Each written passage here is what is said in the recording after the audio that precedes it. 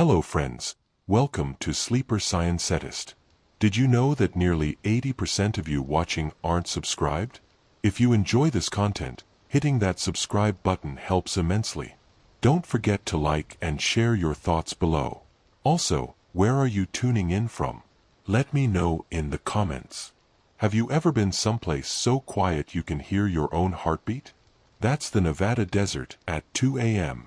No birds, no crickets, just wind and absolute silence. Derek Martinez had handled perimeter security for a Groom Lake contractor for 3 years, and he still wasn't used to it. His truck crawled along the unpaved dirt road, illuminated only by his headlights. It was the kind of darkness that made you wonder if your eyes were even open. Derek checked his odometer, 2 miles to checkpoint 7.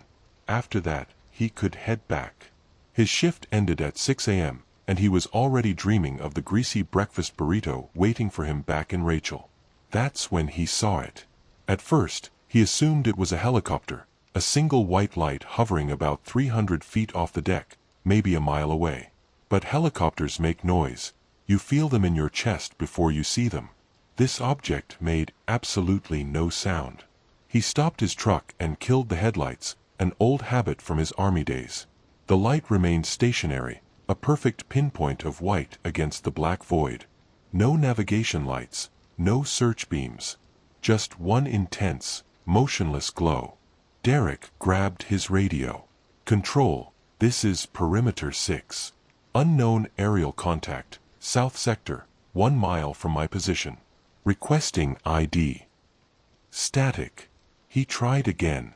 Control, do you copy? Visual on an unidentified. Only white noise poured from the speaker. Derek's stomach knotted. The radio had worked perfectly 10 minutes ago. He grabbed his cell phone. No signal. Not unusual out here, but the timing made his skin crawl. He looked back at the light. It hadn't moved. It was just hovering, watching. Or was he watching it? Derek couldn't shake the sensation that it was studying him right back. Suddenly, the temperature inside the cab plummeted. It wasn't gradual, it hit all at once, like a freezer door swinging open.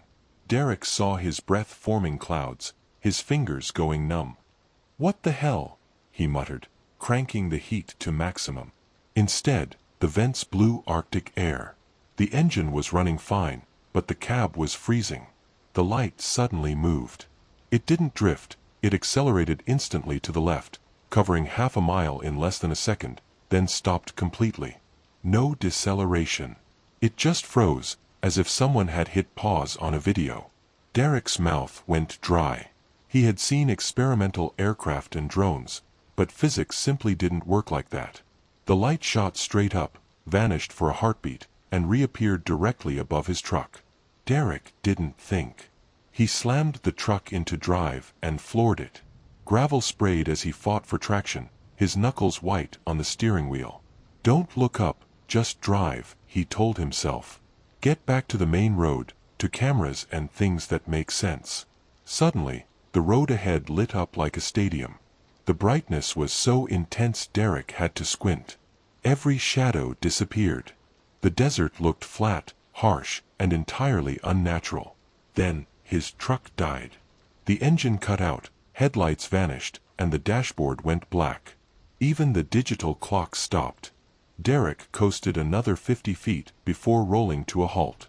He sat in complete silence, bathed in the impossible white light from above, feeling more alone than he'd ever felt in his life. He tried the ignition. Nothing. He checked his watch. The second hand was frozen at 2:47 a.m. Frost began forming inside the windshield, spreading like crystal spiderwebs. Then he heard it.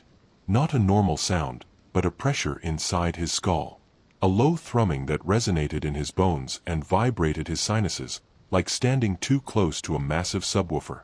But it came from everywhere at once. He threw his shoulder against the door, but it wouldn't budge. Locked from the outside, or maybe physics had stopped making sense entirely. The light began descending slowly, deliberately. Derek pressed back against his seat, heart hammering. He couldn't look away. At 100 feet, he He saw the brilliance was emanating from the underside of a solid shape. A circular or hexagonal craft. 50 feet. The surface wasn't smooth, it had shifting organic textures like scales, with no visible seams or rivets. 25 feet. The thrumming intensified. He tasted copper.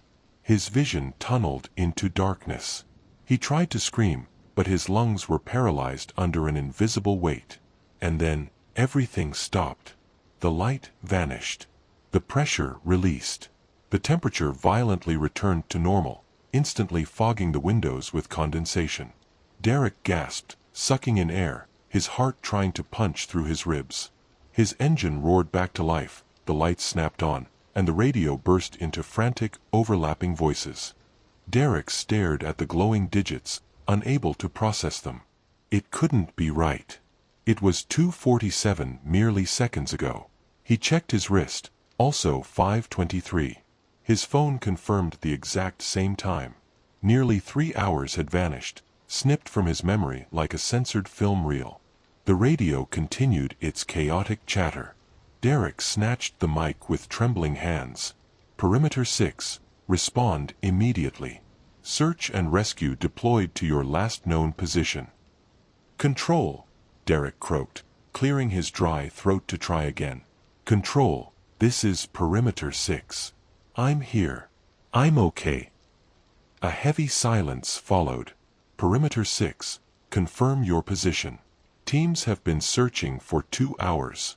Derek surveyed his surroundings. The landscape was utterly unfamiliar. He grabbed his GPS unit. He was 12 miles southeast of his original location, deep inside a restricted zone he had zero clearance to enter. I don't know, he replied. GPS says Sector Echo 7. Another pause. The next voice was different, much harsher. Perimeter 6, remain inside your vehicle. A security unit is en route. Do not attempt to leave the area. Understood. Yeah, I understand. And Martinez, the voice added. Do not discuss tonight with anyone. Not the gate guard, not your roommate, nobody. You will be debriefed upon arrival. Is that crystal clear? Crystal clear. Derek swallowed. He killed the engine as the eastern horizon began painting itself in purple and gold. He checked himself over. No physical injuries, no strange marks. But something inside his mind felt permanently altered, like a locked door had been pried open and couldn't be shut. He checked his phone one last time for clues. The photo gallery was inexplicably open. He didn't remember accessing it. There was a single new image, a crystal clear shot of the night sky. But dead center in the frame was a perfectly circular void of stars. It wasn't just obscured, it was a literal hole cut out of reality. Derek immediately deleted the image and pocketed his phone just as the dust trails of the security convoy rapidly approached. Lydia Reeves had worked in signal intelligence for the Groom Lake contractor for 7 years. She'd witnessed things on her monitors that defied reality, but she had never seen nothing before. Run it again, she ordered Jackson, her junior analyst. Jackson's fingers flew across his keyboard, rewinding to 0245 hours. The green radar display reset, tracking aircraft from Nellis, commercial flights over Vegas, and a few satellites. But at 0247, a blank space manifested. Not a standard radar shadow or interference pattern. A perfect, 1-mile circular void where the radar was entirely blind, like someone had taken a digital eraser to the screen. Equipment malfunction? Lydia asked, already dreading the answer. Negative. Full diagnostics run 3 times. The radar is fine. It's just not detecting anything in that specific space. But we have visual confirmation, Jackson added, pulling up the infrared feed from camera 12, the southernmost unit. The 0247 timestamp displayed Martinez's truck stopped on the desert road. Directly above it loomed a massive heat signature that made 0 sense. Too hot for a helicopter, too stable for a flare, and boasting smooth, impossible curves instead of standard aerodynamic angles. How long did it persist? Lydia asked. Until 0523 hours. 2 hours and 36 minutes, Jackson replied. Then the void just vanished, and the radar returned to normal with no residual effects. Lydia rubbed her temples. This was light years above her pay grade. Classify this as a Tier 3 anomaly. Full document lock, S-level clearance only. That will definitely raise flags, Jackson warned. That's the point, she replied. Let someone else explain that void. Just then, the operations center door opened. Major Hendricks entered, looking like he'd been awake for 3 days straight. Given the recent spike in unexplained anomalies, he probably had.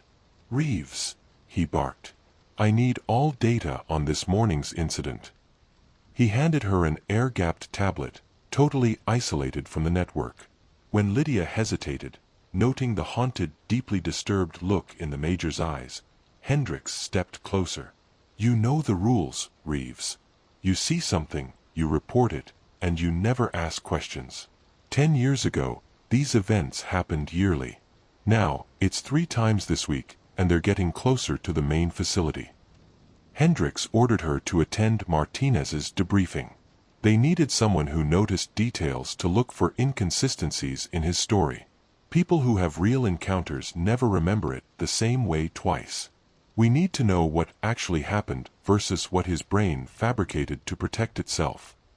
"Sir, what exactly are we dealing with out there?" Lydia asked softly. Hendricks stared at the frozen radar void on the screen. "I don't know. But whatever it is, it's getting bolder. And it's looking for something." After Hendricks left, Lydia's terminal chimed. An anonymous, classified email arrived containing just 3 words: "Delete everything now." Lydia stared at the message, then at the impossible thermal signature on her screen. Instead of hitting delete, she copied the entire encrypted file onto her personal thumb drive and slipped it into her pocket. Her insurance policy against the official record that would undoubtedly bury the truth. Suddenly, the operations center's lights flickered once. Then, twice. Lydia's heart raced as she looked up. A low, vibrating thrumming sound began to fill the room, resembling a massive, unearthly engine. She quickly dropped her gaze back to her radar screen. Another perfect, blank circle was rapidly forming. And this time, it was directly above the facility. Derek sat in the windowless interview room, staring blankly at his reflection in the one-way mirror. He looked like hell, deep dark circles under his eyes, 3 days of rough stubble, his skin an unhealthy gray under the harsh fluorescent lights. He had been locked in there for 6 hours, subjected to a rigorous medical exam. Blood draws, full body scans, X-rays. The doctor had found absolutely nothing wrong. No radiation exposure, no chemical contamination, no unexplainable injuries. By all standard medical metrics, Derek was perfectly healthy, except for the 3 entire hours he couldn't account for. The heavy door finally swung open. Major Hendricks marched in, followed closely by a woman Derek didn't recognize. She was in her 40s, dressed in civilian clothes but carrying herself with rigid military precision.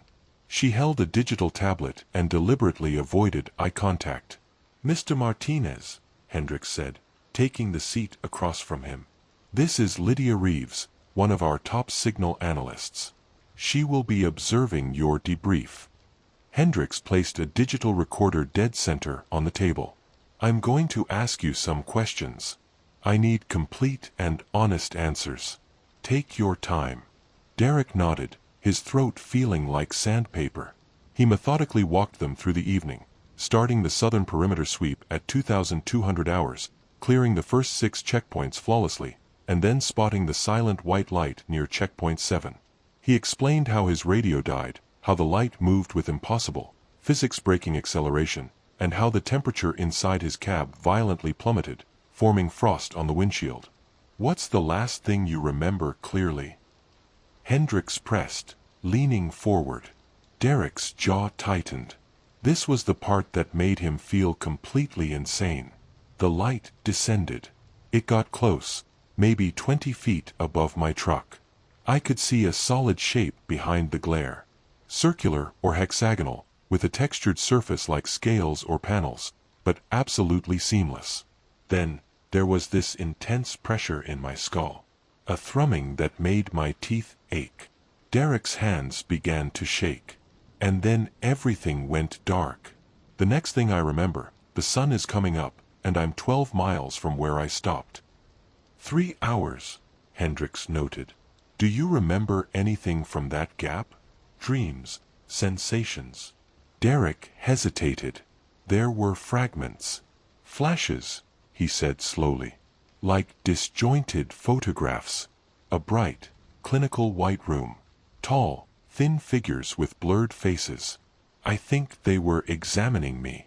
The room went dead quiet. Hendricks and Lydia exchanged a highly loaded glance. Hendricks asked if he had told anyone else, and Derek confirmed he hadn't.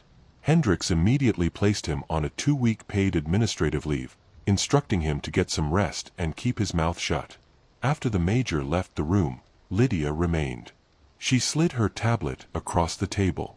Derek instantly recognized the image. His own truck, viewed from a top-down thermal perspective. It displayed the interior heat of the cab, and directly above it, a massive, impossible brightness. This is what we captured on thermal imaging, Lydia said quietly. Notice the temperature readings. That surface temperature registers at 4,000 degrees. Or perhaps our sensors simply can't accurately measure whatever we're looking at. She swiped to the next image. This is the radar data from the exact same time frame. It showed absolutely nothing. Just a perfect, blank circle where Derek's truck should have been. I don't understand, Derek whispered. Neither do we. Whatever was hovering above you completely blocked our radar, generating a perfect dead zone. But we captured it on visual and thermal, which means it was physically present but technologically invisible to radar. We are decades away from developing anything capable of that. Derek felt a cold spike of dread. What are you saying? Off the record? I think you encountered something that has been visiting this facility for a very long time, Lydia replied, moving toward the door. And I think whatever it did during those 3 hours, it left something behind. The doctors didn't tell you, but there's a small anomaly in your frontal lobe. Like a tiny marker. It wasn't on your pre-employment scans. Derek's blood ran cold. Are you saying they put something in my head? I'm saying you should be incredibly careful, Mr. Martinez. Pay close attention to your thoughts, your sleep, your dreams. And keep your own private records, because the official file will state this never happened. After she left, Derek touched his forehead, searching for something undetectable from the outside. He glanced at the one-way mirror, and for a terrifying fraction of a second, he could have sworn his reflection was smiling while he wasn't. 3 weeks later, Derek was cleared to return to duty after barely passing his psychological evaluation. He had learned to keep his answers deliberately ambiguous. I don't know what happened, just that something did. But things had fundamentally changed. Every single night, like clockwork, Derek violently woke up at exactly 2:47 a.m., the precise time his watch had frozen in the desert. He'd be drenched in cold sweat, his mind plagued by fleeting images of the clinical white room and the tall, faceless figures. Worse than the dreams was the suffocating, constant sensation of being clinically watched. He also started experiencing bizarre precognition, knowing exactly who was calling before the phone rang, predicting the exact minute the rain would fall. He wondered if the anomaly Lydia mentioned was actively altering his neural architecture. On his first night back on patrol, his supervisor assigned him the exact same southern perimeter route.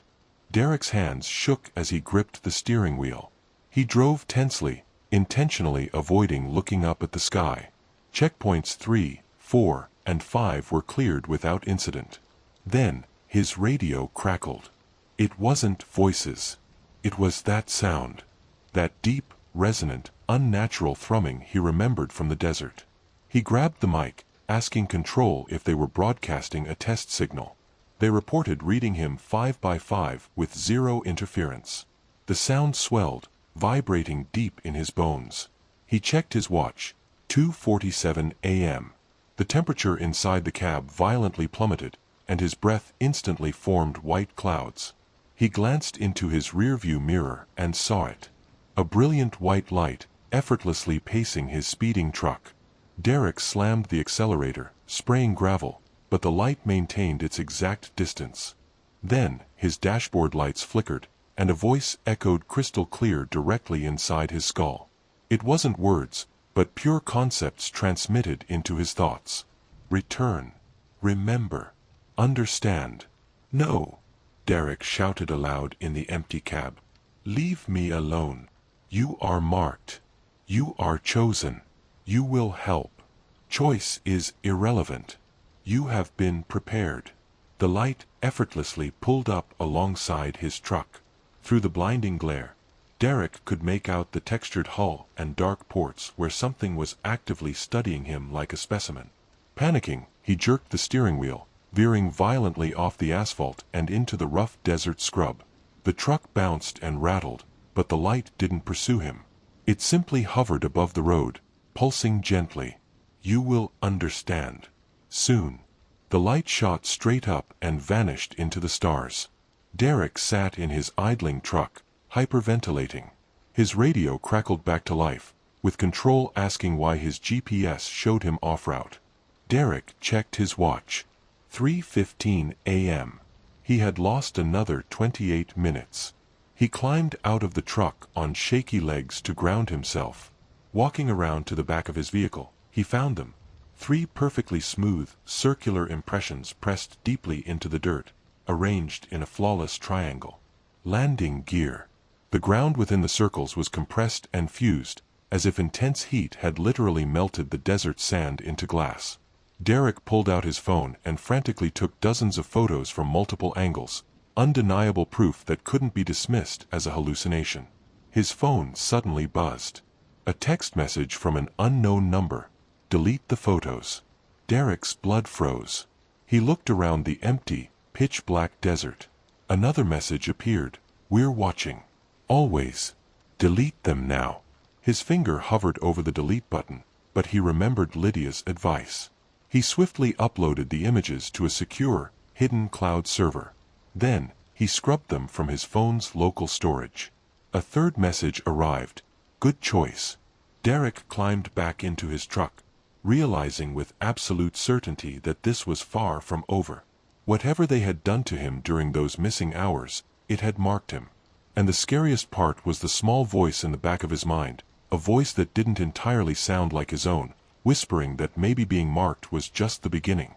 At the Groom Lake facility, Lydia Reeves stared intensely at her glowing screens in the darkened operations center. A secondary blank zone had manifested, this time lasting only 30 minutes, and this time tracking Martinez's truck precisely. She pulled up his personnel file.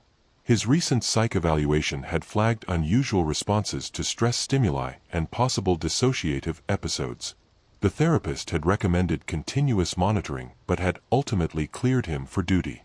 Lydia didn't trust that assessment for a second. She opened her heavily encrypted files, the ones secured on her personal thumb drive, and cross-referenced Martinez's incidents with classified reports spanning the past decade. She found a terrifying pattern. 17 security personnel, 23 pilots, 41 researchers. All of them had encountered anomalous lights in the restricted zones. All of them had reported missing time. And every single one of them, upon having their brains scanned, exhibited the exact same anomaly in their frontal lobes. The structures were actively growing larger with each subsequent incident, spreading through the neural tissue like invasive crystalline networks. What terrified Lydia the most were the follow-up medical notes. The operatives with the largest anomalies had begun reporting precognitive episodes and telepathic experiences. One researcher claimed he could see through solid walls. Another stated she could physically hear radio frequencies without relying on any equipment. They were being fundamentally changed, altered, upgraded, or infected. Lydia's computer suddenly chimed. A classified email. She clicked it open. Reeves. Report to Special Projects Division tomorrow. 0900 hours. Bring all documentation regarding perimeter incidents. Hendricks. She sank back in her chair, her mind racing. Special Projects was the black hole where cases that defied normal parameters went to disappear. It was the heavily compartmentalized division where the truly unexplainable events were buried behind endless layers of need-to-know restrictions. Being summoned to special projects meant learning things you could never unlearn, seeing things you could never unsee. It meant officially becoming part of the program, part of the cover-up, part of whatever nightmare was actually unfolding in the Nevada desert. Lydia looked back at her monitors. The blank zones were growing more frequent, more surgical, highly targeted. Whatever entity was out there, it had officially moved beyond random, accidental encounters. It was actively selecting specific individuals, marking them, and deliberately changing them. For what ultimate purpose, she didn't know, but she was clearly about to find out. She ejected her thumb drive and slipped it securely into her pocket. Insurance. Physical evidence proving that someone had connected the dots before the pattern consumed them all. Suddenly, the operation center's lights flickered. Once, twice, then steady. Lydia snapped her head up toward the ceiling, her heart immediately racing. The lights flickered a second time. In the distance, barely audible over the hum of the server racks, she heard something that made her blood run entirely cold. A low, vibrating, thrumming sound, steadily growing closer, exactly like the purr of an immense engine that wasn't remotely mechanical. She violently checked her radar screen. Another perfect, blank circle was forming. Directly above her facility. Her phone buzzed. A text from Hendricks. Don't look outside. Don't try to leave. Just sit perfectly still and wait. Lydia's hands gripped the edge of her desk. The thrumming grew aggressively louder. The ambient temperature violently plummeted, causing her rapid breath to manifest as visible white clouds. On her monitors, she watched the blank radar zone rapidly expand, growing until it completely swallowed the entire facility. And in that exact moment, Lydia understood. They weren't clinically studying the facility. They were studying the people. The individuals who had noticed the anomalies, the ones who had meticulously documented them, the operatives who had stubbornly kept asking questions long after they should have stopped. People exactly like her. The ceiling lights completely died. Only the harsh glow of her monitors remained, casting her pale face in a sickly green light. Something was physically descending through the roof. She couldn't see it, but she could undeniably feel it. A presence, vast, ancient, and utterly inhuman. Lydia closed her eyes. When she opened them again, it was morning. She was still seated at her desk. The monitors displayed perfectly normal operations. 0 blank zones, 0 anomalies. She frantically checked her watch. 9:15 a.m. She had lost 11 entire hours. Lydia stood up on shaking legs and stumbled into the adjacent bathroom. She aggressively splashed freezing water onto her face and stared into the mirror.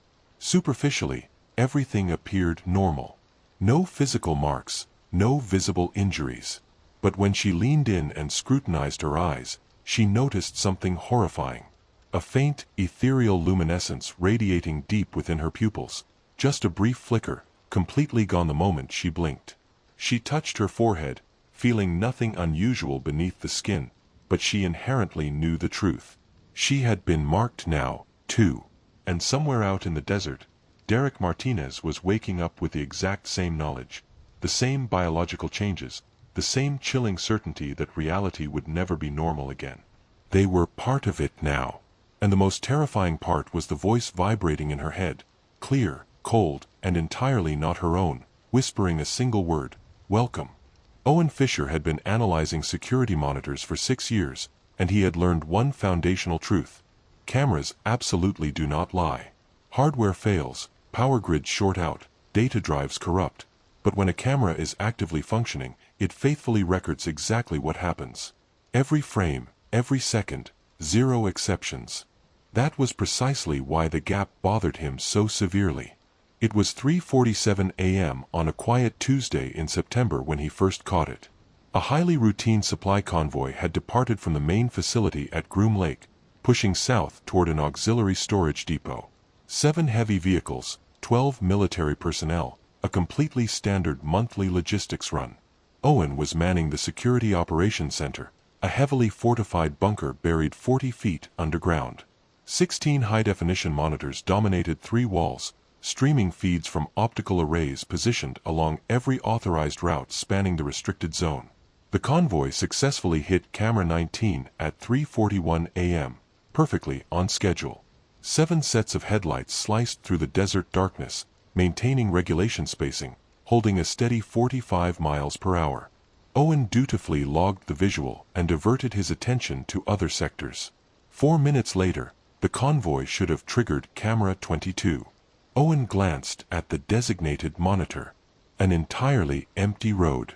Just dark asphalt and painted lines glowing in the infrared filter. He checked the digital timeline. The convoy absolutely should have passed that coordinate 2 minutes ago. Owen quickly pulled up the camera's history and scrubbed backward through the timeline. There, at 3 hours 45 minutes and 17 seconds, the lead vehicle entered the frame. The timestamp systematically ticked forward. The convoy rolled past, all 7 heavy vehicles clearly visible for a few seconds. And then, absolute nothingness. It wasn't static. It wasn't a black screen. The optical camera was undeniably still recording. The timestamp continued to tick relentlessly forward, but the convoy was completely gone, vanishing from the frame exactly as if it had simply ceased to exist in the physical universe. Owen's stomach tightened into a knot. He immediately checked Camera 23, located further down the asphalt. At exactly 3 hours 45 minutes and 38 seconds, the entire convoy abruptly reappeared. All 7 vehicles, still locked in perfect formation, still flawlessly traveling at 45 miles per hour. 21 seconds. The entire military convoy had completely disappeared from reality for 21 seconds. Owen rewound the footage from Camera 22 and analyzed it frame by agonizing frame. At 3:45:17:04, the lead vehicle's front bumper was clearly visible at the edge of the optical frame. At 3:45:17:05, the vehicle was entirely gone. Just empty asphalt. He frantically cross-referenced all 3 cameras, 19, 22, and 23. The digital timestamps were flawlessly synchronized. The frame rates matched perfectly. Every piece of equipment was functioning at optimal capacity, with the glaring exception that 7 military vehicles and 12 human beings had vanished from camera coverage for 21 seconds, and Owen couldn't begin to fathom where they had gone. He lunged for the radio. "Control, this is Monitor Station 4. I require immediate supervisor authorization for a technical review." Static crackled, followed by a sharp response. "Station 4, this is Control. State the nature of the issue." A severe camera anomaly on the southern route. The active supply convoy displays a massive gap in visual coverage. A pause. Define gap. 21 seconds of entirely missing footage on Camera 22. The convoy completely disappears from the frame and abruptly reappears downstream on Camera 23. Another pause, significantly longer this time. "Station 4, maintain your position. A supervisor is en route." Owen leaned back, staring blankly at the glowing monitors. The convoy had officially reached the storage depot now. Vehicles parked in neat, military rows. Personnel actively unloading heavy cargo. Everything looked perfectly normal. Utterly routine. Except for those 21 seconds that fundamentally did not exist. The heavy door to the monitoring station swung open. Captain Sarah Vance marched in, her uniform impossibly crisp despite the grueling hour. She had served as the supervisor of security operations for 2 years, and Owen had never once seen her rattled. She invariably possessed an explanation for everything. Until now. "Show me the anomaly," she demanded. Owen pulled up the footage. Vance watched in absolute silence as the heavy convoy disappeared and reappeared. He walked her through the timestamps, the frame-by-frame analysis, and the synchronized system logs verifying the hardware was flawless. "Execute diagnostics on Camera 22, she finally ordered. "Already did," Owen replied, his fingers flying across the keyboard. "It passed all tests." The The camera is functioning perfectly. No power disruptions. Continuous power supply confirmed. Vance leaned aggressively closer to the monitor. Play it again. Slower this time. Owen obliged. Frame by agonizing frame. The lead transport breached camera 22's field of view, then vanished. It didn't organically fade out or drive out of the frame. It was undeniably there 1 microsecond, and utterly gone the next. What about the physical road? Vance asked. Any structural changes, debris, obstacles? Absolutely nothing. I've analyzed every single frame. The asphalt is entirely clear throughout the event. Vance straightened her posture. I need you to isolate and pull the radio transponder logs from that specific convoy. Every single automated transmission time-stamped. Owen aggressively accessed the communications archive. The convoy had maintained strict radio silence for the vast majority of the journey, standard protocol for routine runs, but the onboard transponders were hardwired to send automated GPS pings every 60 seconds. He isolated the data.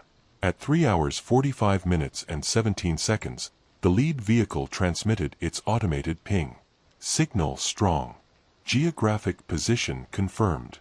The subsequent ping should mathematically have registered at 3 hours 46 minutes and 17 seconds. It arrived at 3 hours 45 minutes and 38 seconds. Exactly 21 seconds early. That is physically impossible, Owen stated. The transponders are hardwired into the engine blocks. They cannot broadcast early. Unless they never actually stopped transmitting, Vance noted quietly. What if the convoy didn't actually disappear? What if the cameras simply became incapable of seeing them? Owen looked at her, bewildered. That doesn't make logical sense. Optical cameras record everything residing in their field of view. There is zero known technology capable of rendering a massive object invisible to optical lenses while it remains physically present. None that we currently know about. The terrifying words hung heavily in the air between them.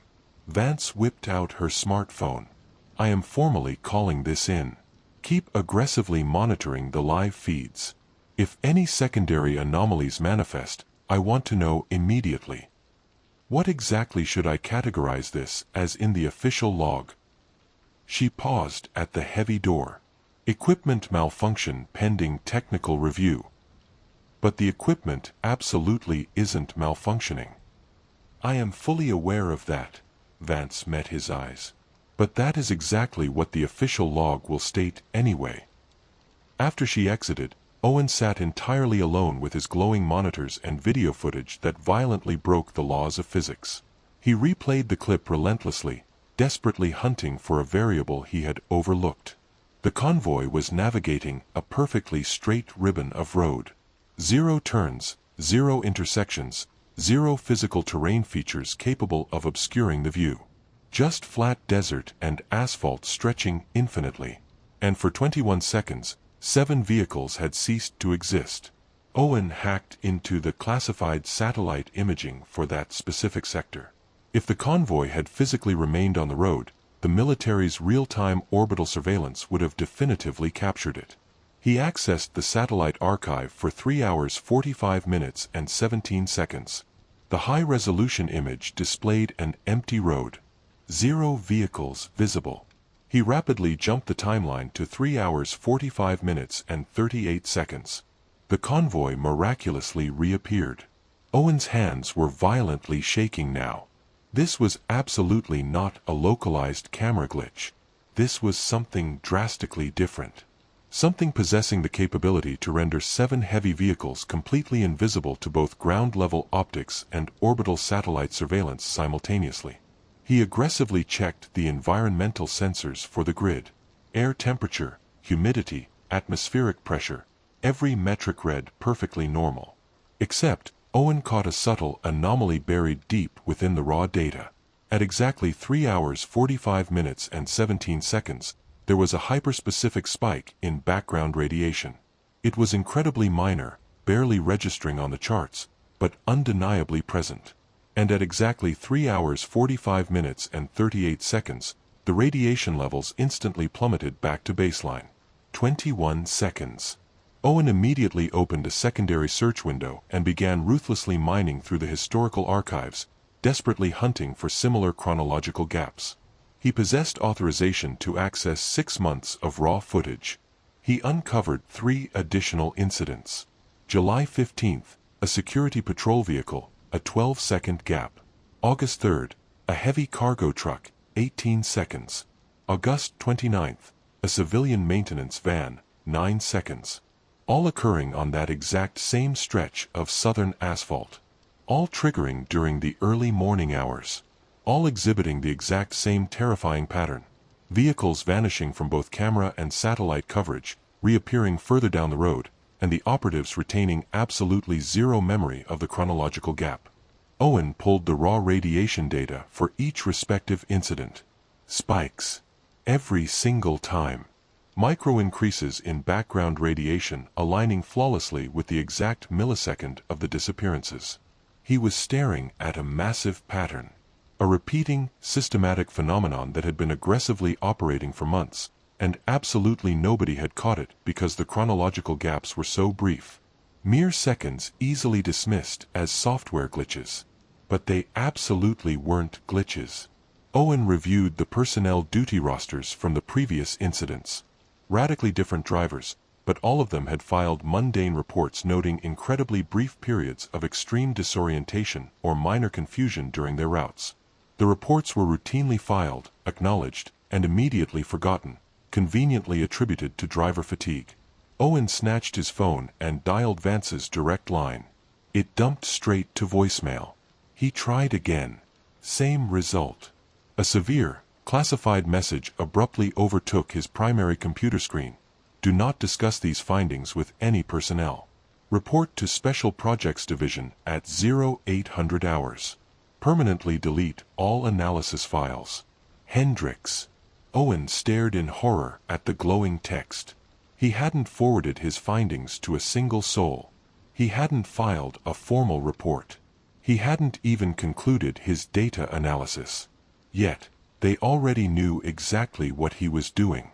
He slowly glanced up at the security camera mounted in the corner of his monitoring station. The crimson recording LED was glowing. Always recording. Of course they knew. Owen permanently deleted his analysis files from the terminal exactly as commanded. But he had absorbed a critical lesson from analyzing 6 years of security footage. You always secure a physical backup. He rapidly cloned the entire data package onto a micro thumb drive and securely slipped it down into his sock. The convoy personnel were currently being debriefed somewhere deep within the facility. 12 people who had been violently robbed of 21 seconds and didn't even realize it. Owen wondered what cover story they were being fed. Probably just asked if they'd felt nauseous or disoriented. They would honestly answer no, because from their subjective perspective, nothing anomalous had occurred. Owen glanced at the timestamp on his monitor. 4:23 a.m. In less than 4 hours, he was mandated to report to Special Projects. They would aggressively interrogate him on what he saw and what he concluded. He would tell them the partial truth, that he observed an equipment anomaly. What he would absolutely withhold was the terrifying reality that he had successfully cracked the pattern. He knew with absolute certainty that whatever entity was occupying that stretch of asphalt, it had been operating for months, perhaps years. Something capable of stealing 21 seconds from 12 lives and leaving 0 memories behind. Lieutenant Marcus Cole had navigated the southern route 47 times over the past year. He was intimately familiar with every curve, every mile marker, every pothole. The asphalt was as predictable to him as his own driveway.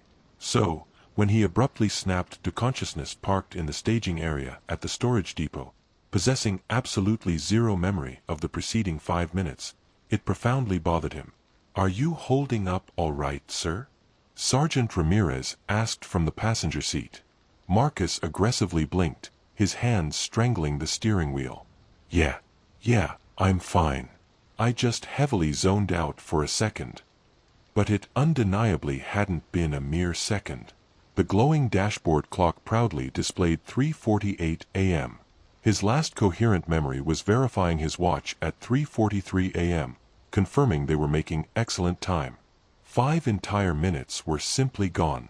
Marcus climbed out of the heavy lead vehicle, his legs feeling bizarrely numb.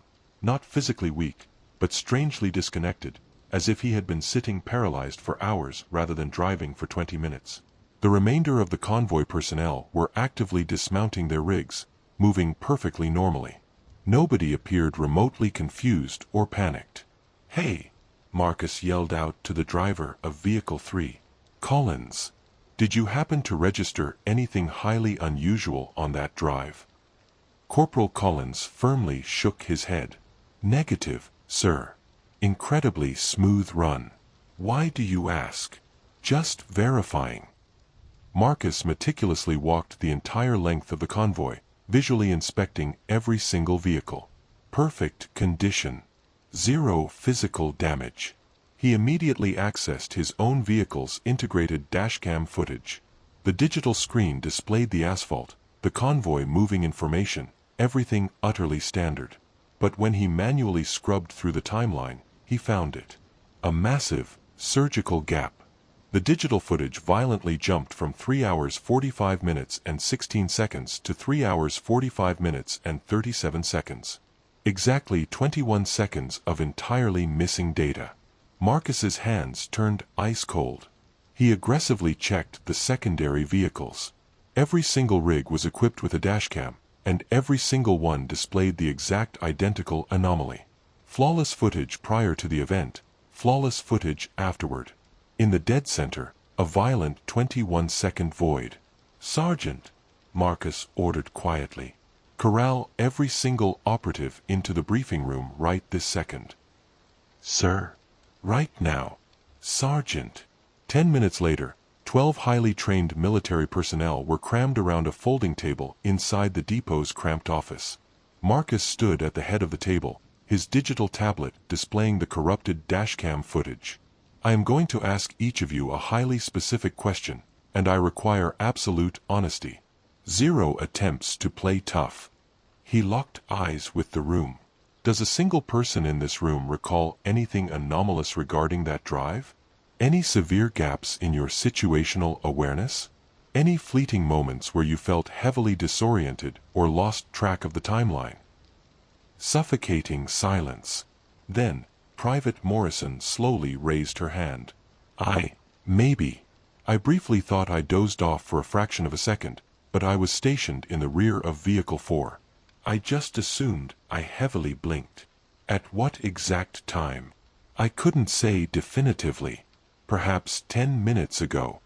Marcus instantly pulled up Vehicle 4's dashcam feed. "Did it occur right here?" He presented the glaring footage gap. Morrison leaned in closely. "What exactly am I looking at?" 21 seconds of entirely missing visual footage. The optical camera completely stopped recording, and then miraculously rebooted. "Is this affecting all the cameras?" Collins asked. "Every single one of them." The cramped room went dead quiet. "That is a technological impossibility," Ramirez stated. "These hardware systems are entirely independent. Vastly different manufacturers, entirely isolated power supplies. They fundamentally cannot suffer a simultaneous failure." "I am fully aware," Marcus agreed. "But they absolutely did." He analyzed his own fractured memory of the drive. Crystal clear right up until 3:43 a.m. Then, absolute nothingness. Then, instantly arriving at the depot.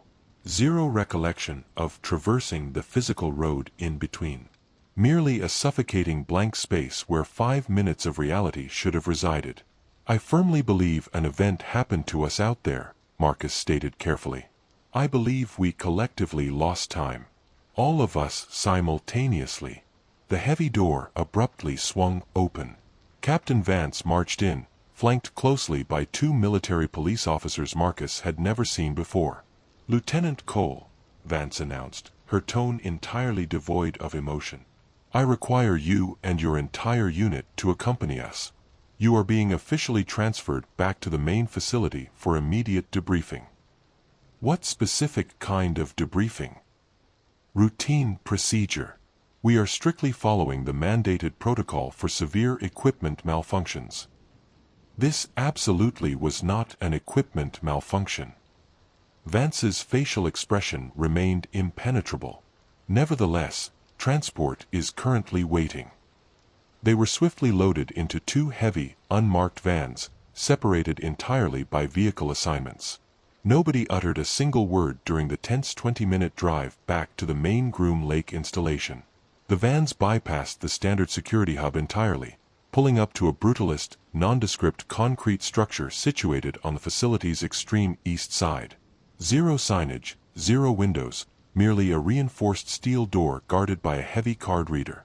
Inside, Marcus was escorted alone into Room 3, a windowless cell containing a bare metal table, 2 chairs, and a surveillance camera bolted to the ceiling. A man dressed in civilian clothes entered. He looked to be in his 50s, sporting graying hair and incredibly exhausted eyes. Lieutenant Cole. I am Dr. Patterson. I am here to conduct an inquiry regarding your convoy run this morning. Patterson opened a digital tablet. Let's begin with the absolute basics. How are you feeling physically and psychologically right now? Severely confused and highly concerned. I demand to know what transpired with my team. They are perfectly fine. Every operative is being interviewed in isolation. Standard operational procedure. Walk me through the drive. Marcus meticulously recounted the route, the familiar geographic landmarks, and finally, the terrifying void. Patterson listened intently without offering a single interruption. When Marcus concluded, Patterson finally asked, "Have you ever encountered an anomaly like this previously? Fleeting periods of severe disorientation or unexplainable memory loss?" "No. Never. Any severe migraines, bouts of nausea, or distinct visual disturbances?" "No. What about your sleep cycle? Have you experienced any highly unusual, vivid dreams recently?" Marcus frowned. He absolutely had been suffering from a highly specific, recurring nightmare for the past week. Standing paralyzed in a blindingly bright, clinical white room, completely unable to move a single muscle. But he had simply rationalized it as severe workplace stress. Nothing specific, Marcus lied smoothly. Patterson's eyes narrowed a fraction. He inherently knew Marcus was withholding data. "Lieutenant, what I am about to disclose to you is classified at the absolute highest level. You are expressly forbidden from discussing this with your unit, your family, or documenting it in a personal journal. Do you entirely understand?" "Yes." "You and your convoy endured what our analytics division classifies as a temporal displacement event. For exactly 21 seconds, you were physically not located where you believed you were. Your biological consciousness was elsewhere. When you were successfully returned, your brain naturally filled in the chronological gap, artificially rendering the timeline continuous to prevent extreme psychological trauma." Marcus felt the skin on his arms go completely cold. "What exactly do you mean by elsewhere?" "We do not possess a complete understanding of the mechanics. We merely know it occurs. We know it is highly localized to specific sectors within the restricted zone, and we know it is occurring with exponentially increasing frequency." "Is this phenomenon actively dangerous?" Patterson hesitated. "We do not believe so. Every single operative who has survived these events has returned completely unchanged. Zero physical side effects, zero permanent psychological damage." Patterson stood up to leave. "You will be placed on mandatory medical leave for the next 72 hours. Use this window to recover.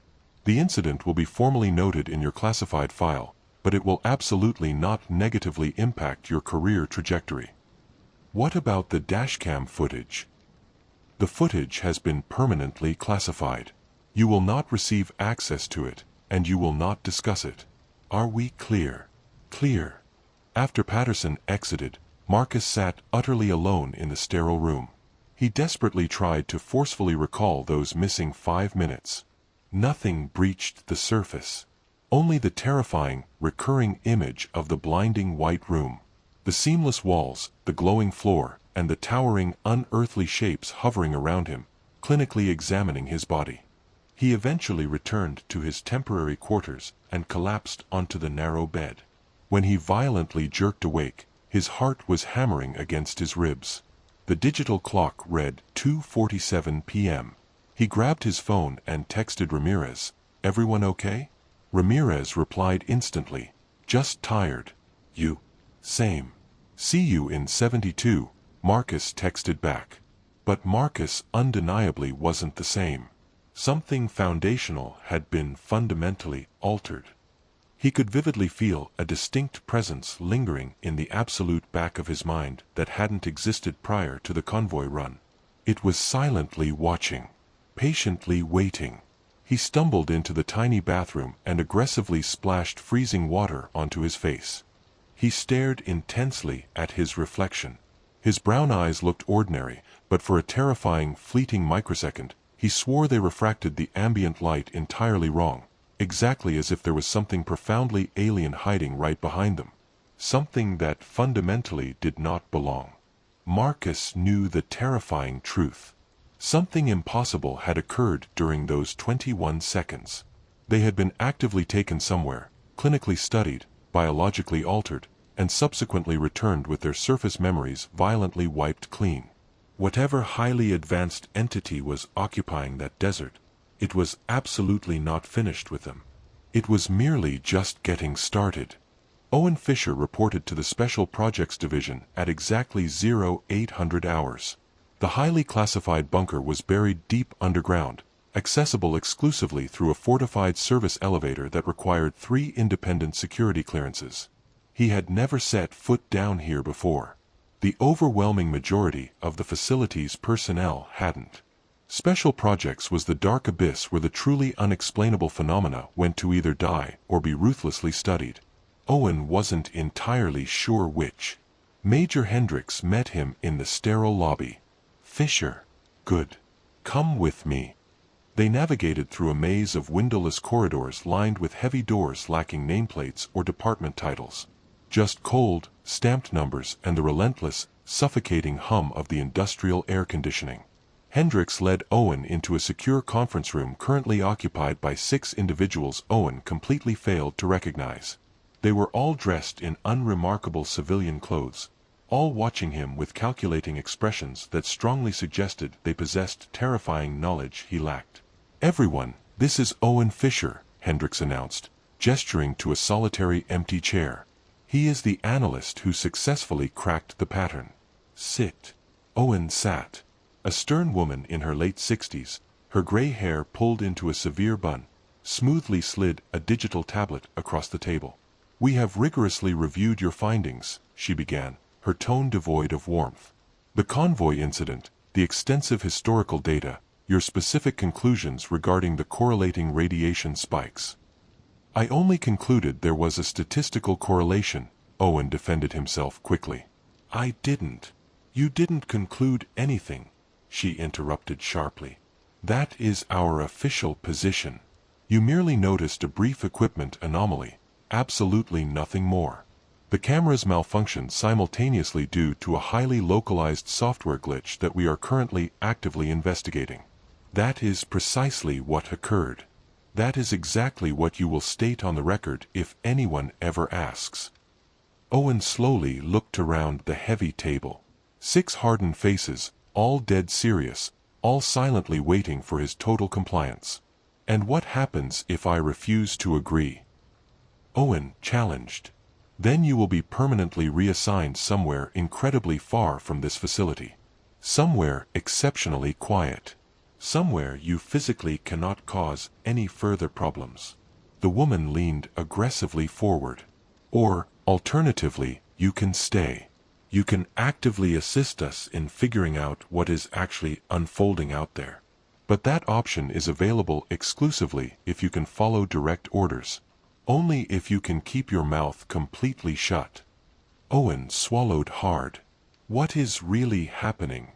Hendricks activated a massive presentation on the wall screen. Highly classified satellite imagery, raw camera footage, restricted radiation telemetry. Absolutely everything Owen had meticulously uncovered, plus significantly more. We have been aggressively tracking these specific incidents for 3 solid years, Hendricks explained. They initiated as incredibly small events. A few missing seconds here and there, easily dismissed as hardware glitches. But they are increasing in both frequency and duration. The convoy's 21-second gap is the absolute longest void we have successfully recorded to date. Why that specific road? Owen asked. We honestly don't know. There is absolutely nothing geographically or strategically special about that location. 0 underground facilities, 0 experimental equipment testing. Just flat desert and asphalt. But something highly advanced actively utilizes that stretch of road.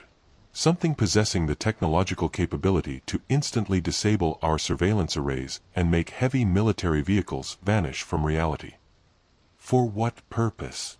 Owen demanded. Nobody at the table provided an answer.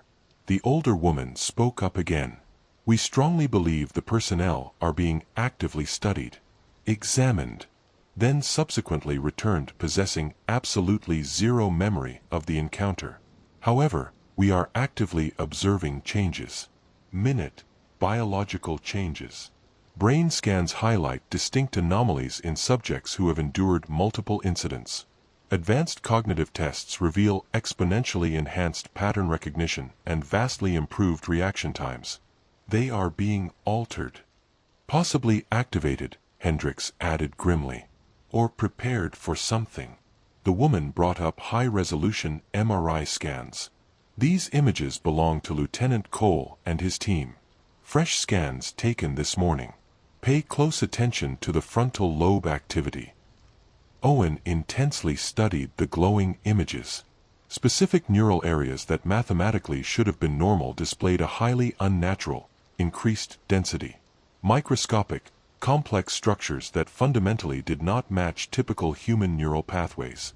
What exactly are those? Owen whispered. We do not know. They do not register as organic biological tissue. They are absolutely not metallic. They do not resemble any terrestrial technology we recognize. They are simply present, and they are actively growing. Owen felt physically sick. Are you telling me that something forcibly put those inside their brains? We are saying something fundamentally changed their brains during those deleted 21 seconds. Whether that biological alteration is ultimately beneficial or hostile, we simply do not know yet. Hendricks abruptly closed the presentation. This is precisely why we need you on this team, Fisher. You possess an incredible aptitude for uncovering patterns and drawing connections. We desperately need an operative who can analyze this raw data completely devoid of preconceptions, without blindly assuming we already understand what we are looking at. And if I uncover something you explicitly do not want to hear, then we deal with it, Hendricks replied firmly. But we require the absolute truth first, regardless of how uncomfortable that truth might be. Owen thought about the micro thumb drive currently hidden in his sock. The heavily encrypted backup files that could easily get him imprisoned or worse.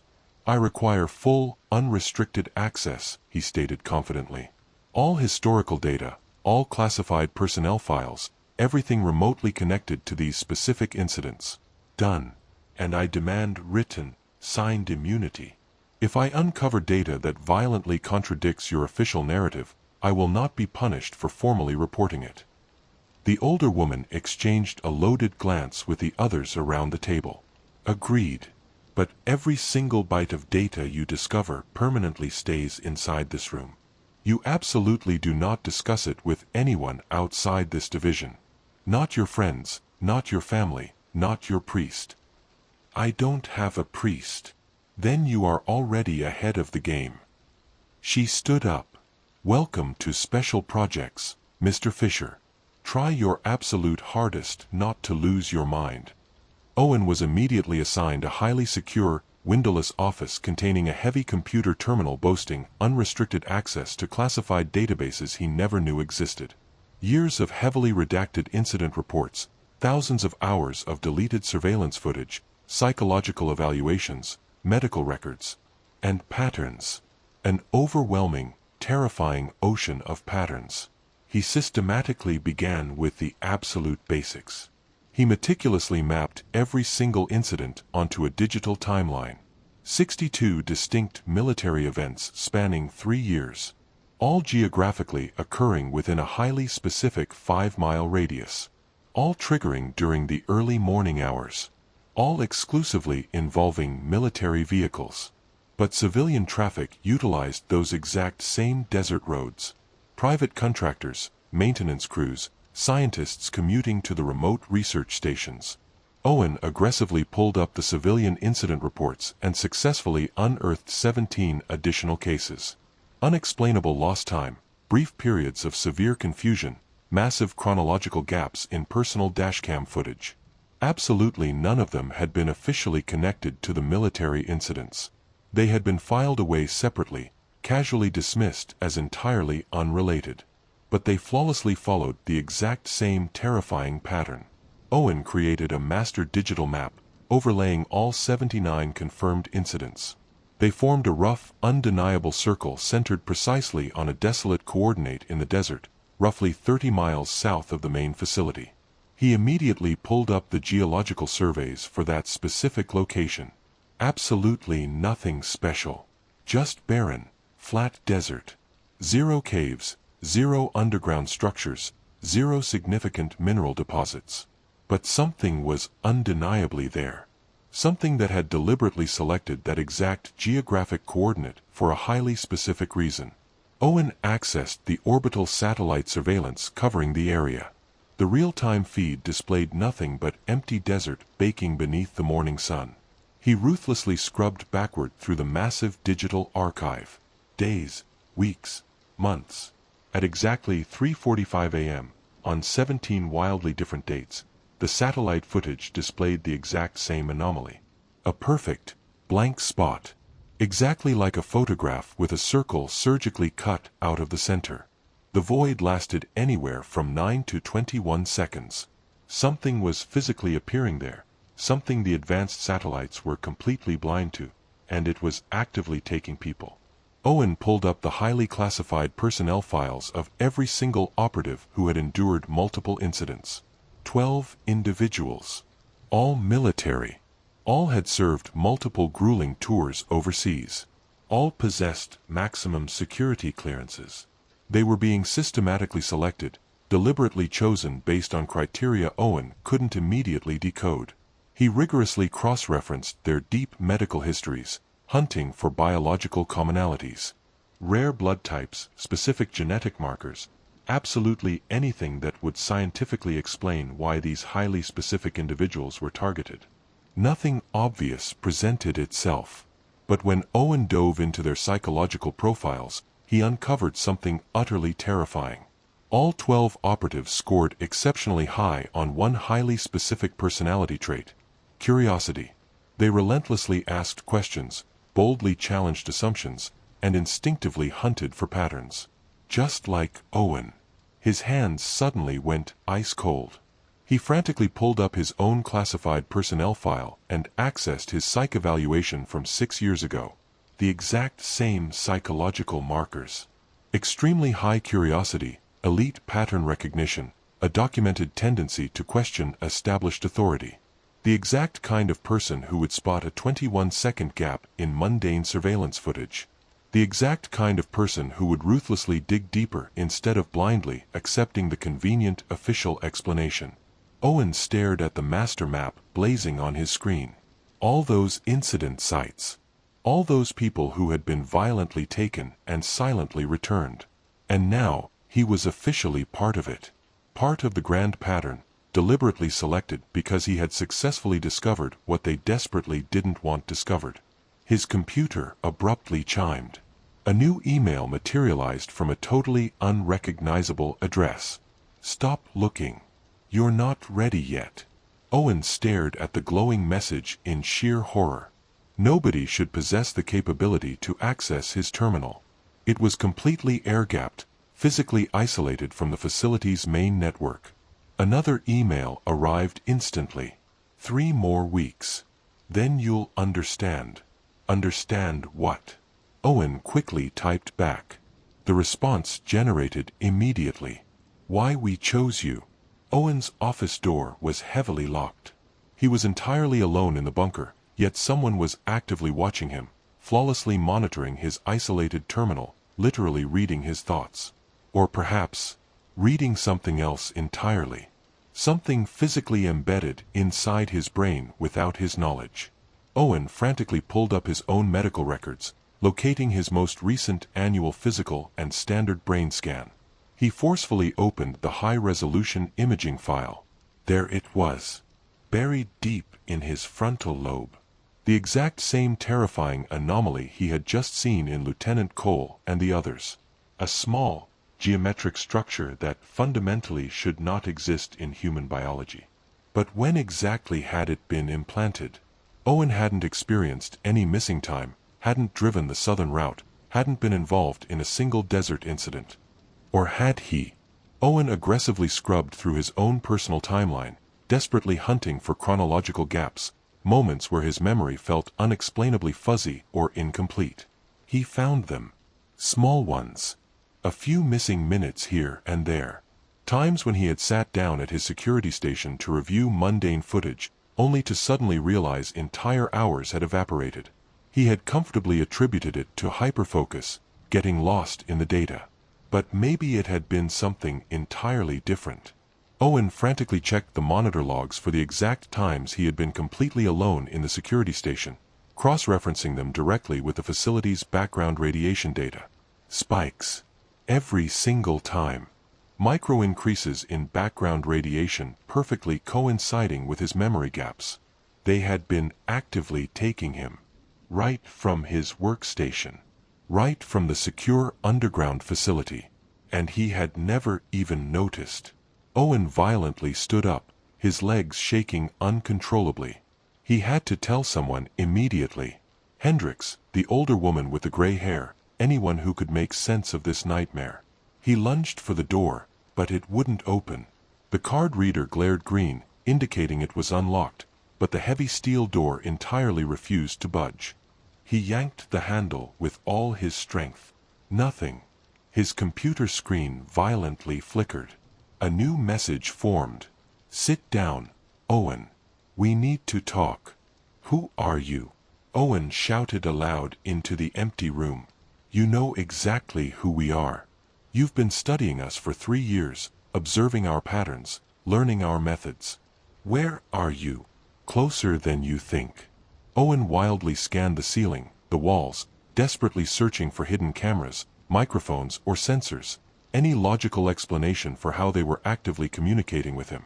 You won't find us by looking, the message continued. We are not outside. We are inside. In the highly specific part of your brain we actively modified. We can perfectly see what you see. We know exactly what you know. Why? Because you asked the right questions. Because you successfully noticed what everyone else completely missed. Because you are exactly what we need. For what? Understanding. Flawless communication. Bridge building between your primitive species and ours.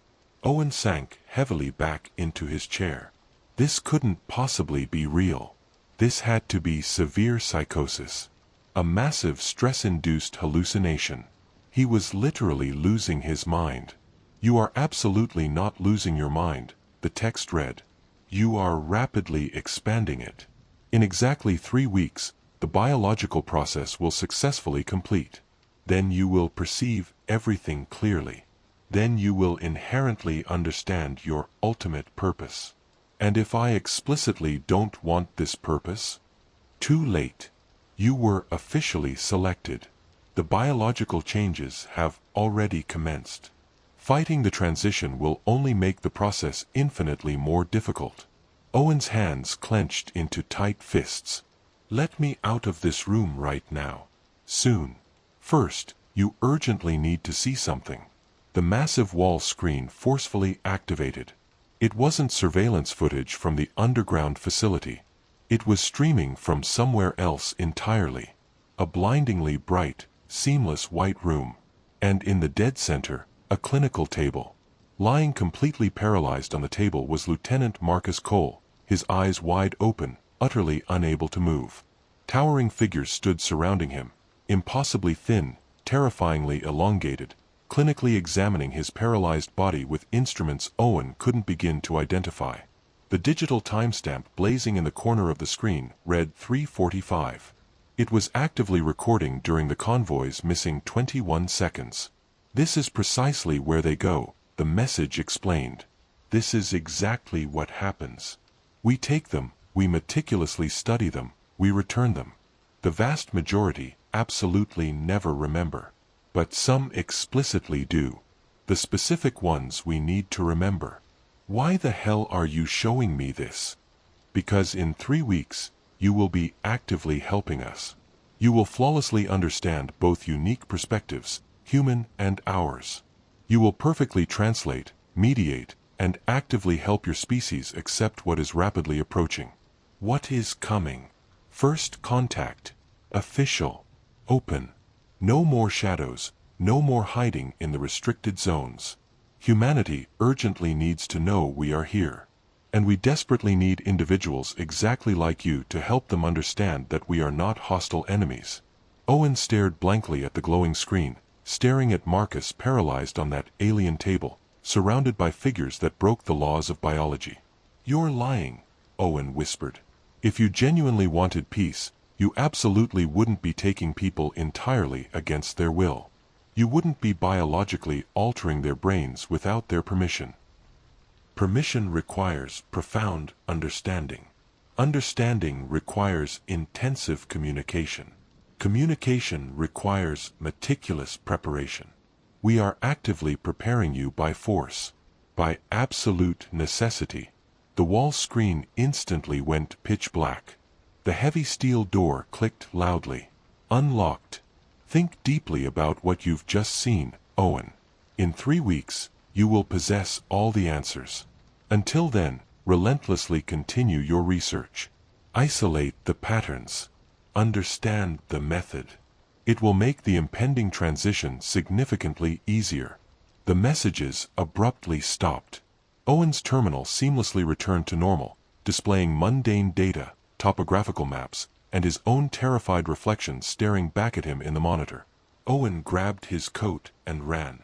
Lieutenant Marcus Cole was officially discharged after exactly 72 hours. He was given a completely clean bill of health. 0 lingering physical effects, 0 documented psychological trauma. He was fully cleared to return to active duty. But Marcus absolutely didn't trust the diagnosis. The blinding white room aggressively hijacked his dreams every single night, sometimes violently waking him multiple times. He would jolt awake at precisely 3:45 a.m., drenched in cold sweat, utterly incapable of shaking the suffocating, phantom sensation of being clinically examined. His entire convoy team was experiencing the exact same nightmare. They never discussed it officially, but during quiet, unguarded moments, they exchanged loaded, terrified glances. A silent, mutual acknowledgement that something profoundly invasive had occurred, something they were strictly forbidden from discussing. Ramirez quietly pulled Marcus aside one early morning. "Sir, I need to ask you something entirely off the record." "Go ahead. Do you physically feel different since the convoy incident?" Marcus deeply considered lying, then firmly decided against it. "Yeah, I do." "In what way?" "I don't honestly know. It feels exactly like I'm perceiving things with significantly more clarity. I'm actively noticing microscopic details I used to completely miss. But simultaneously, it feels exactly like I am constantly being watched." Ramirez offered a slow, grim nod. "Me too. And Morrison. And Collins. Every single one of us. Have you formally reported this to medical?" "Absolutely not. I don't trust them for a second. Whatever nightmare is actively happening to us, I strongly suspect they don't want to fix it. I think they are merely documenting it. Marcus quickly scanned the empty hallway. What do you honestly believe happened to us out there on the route? I believe we were violently taken, Ramirez whispered. I believe something physically ripped us out of our vehicles for 21 seconds and performed some kind of procedure on us. They fundamentally changed us. He met Marcus's eyes intensely. And sir, I firmly believe it is going to happen again. Why do you say that? Because I constantly feel this overwhelming, magnetic pull. A compulsion physically dragging me back toward the southern route. I formally applied for an immediate transfer yesterday. I requested to be reassigned literally anywhere else, far away from this facility. Did command approve it? Hard denied. They stated I am classified as essential personnel. I absolutely cannot be spared. Marcus felt that exact same, terrifying pull. That suffocating compulsion to drive the southern route again, to physically return to the exact geographic coordinate where they had vanished. What happens if we simply refuse? Marcus asked. What if the entire unit collectively requests transfers? Then command will explicitly order us to drive that specific road anyway. We fundamentally cannot refuse direct orders. Marcus knew Ramirez was entirely correct. They were hopelessly trapped. Deliberately selected for an experiment they didn't comprehend, systematically being changed into something they absolutely weren't before. We urgently need to figure out exactly what they want from us, Marcus stated firmly. Why select us specifically? How? There is an intelligence analyst, Fisher. The guy who initially discovered the camera gap. He might possess more data, but they will have him completely locked down in special projects. Then we find someone else, Marcus replied. Someone operating entirely outside the system who can provide answers. Like who? Marcus thought deeply.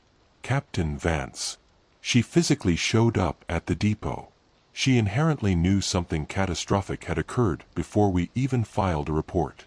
She might possess the answers, or she might be actively part of it. It's a massive risk, sir. But we need to try. Marcus aggressively tracked Vance down in her office that evening. She looked profoundly exhausted. Deep, dark circles bruised her eyes, and highly classified files were chaotically scattered across her desk. Lieutenant, she said, looking up. What exactly can I do for you? I demand to know exactly what happened to my team out there. The absolute truth. Vance intensely studied his face for a long, heavy moment. Then, she stood up, locked the office door, aggressively drew the blinds, and sat heavily back down. The absolute truth is incredibly complicated. Try me. The truth is you were aggressively taken.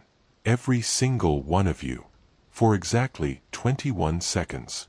And during that chronological void, a highly specific procedure was performed on you. We do not know exactly what they did. We do not know exactly why. But we definitively know it has successfully happened to 79 isolated individuals over the past 3 years. Where exactly were we taken? Somewhere geographically close. Perhaps merely a few hundred feet away. Or perhaps locked within a wildly different dimension or phase of reality. Our advanced instruments are completely incapable of detecting the location. We merely witness the chronological gaps. Marcus felt his stomach violently churn. What did they physically do to us? They permanently placed something deep inside your brains. Microscopic structures embedded directly in the frontal lobe. They vividly show up on advanced MRI scans, but we are utterly incapable of determining what material they are composed of, or what specific function they serve. Can you surgically remove them? We attempted it exactly once, with a volunteer who had endured 3 consecutive incidents. The surgery catastrophically failed. He violently died on the operating table. Vance's voice was completely flat, devoid of emotion. We do not attempt the procedure anymore. So, we are permanently stuck with these alien objects inside our heads. Yes. For what specific purpose? We strongly theorize they function as biological monitoring devices or highly advanced communication arrays. Something that grants them the capability to actively observe you, track your movements, and potentially influence your behavior.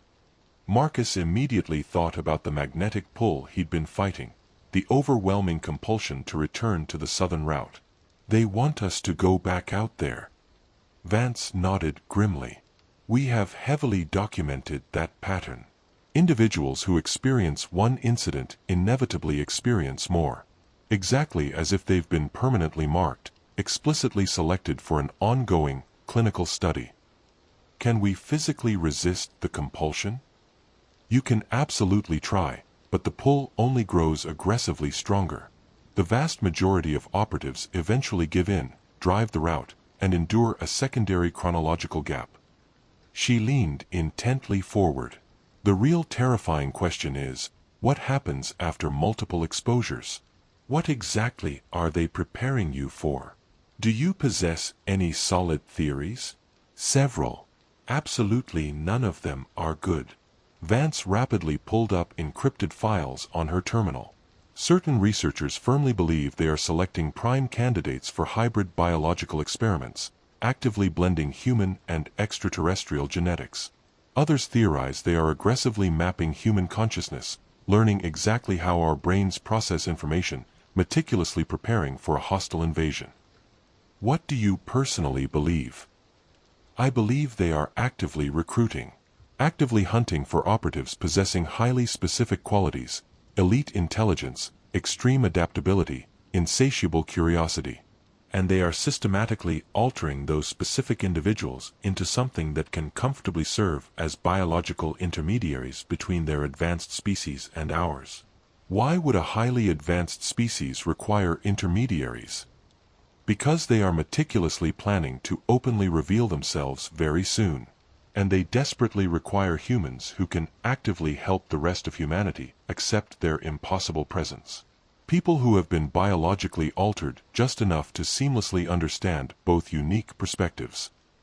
Marcus felt a cold dread wash over him. How soon? We honestly don't know the exact timeline, but the isolated incidents are exponentially accelerating. The gaps are growing longer, and significantly more personnel are being affected. Whatever grand timeline they are operating on, we are rapidly approaching the absolute end of it. Is there any conceivable way to stop this process?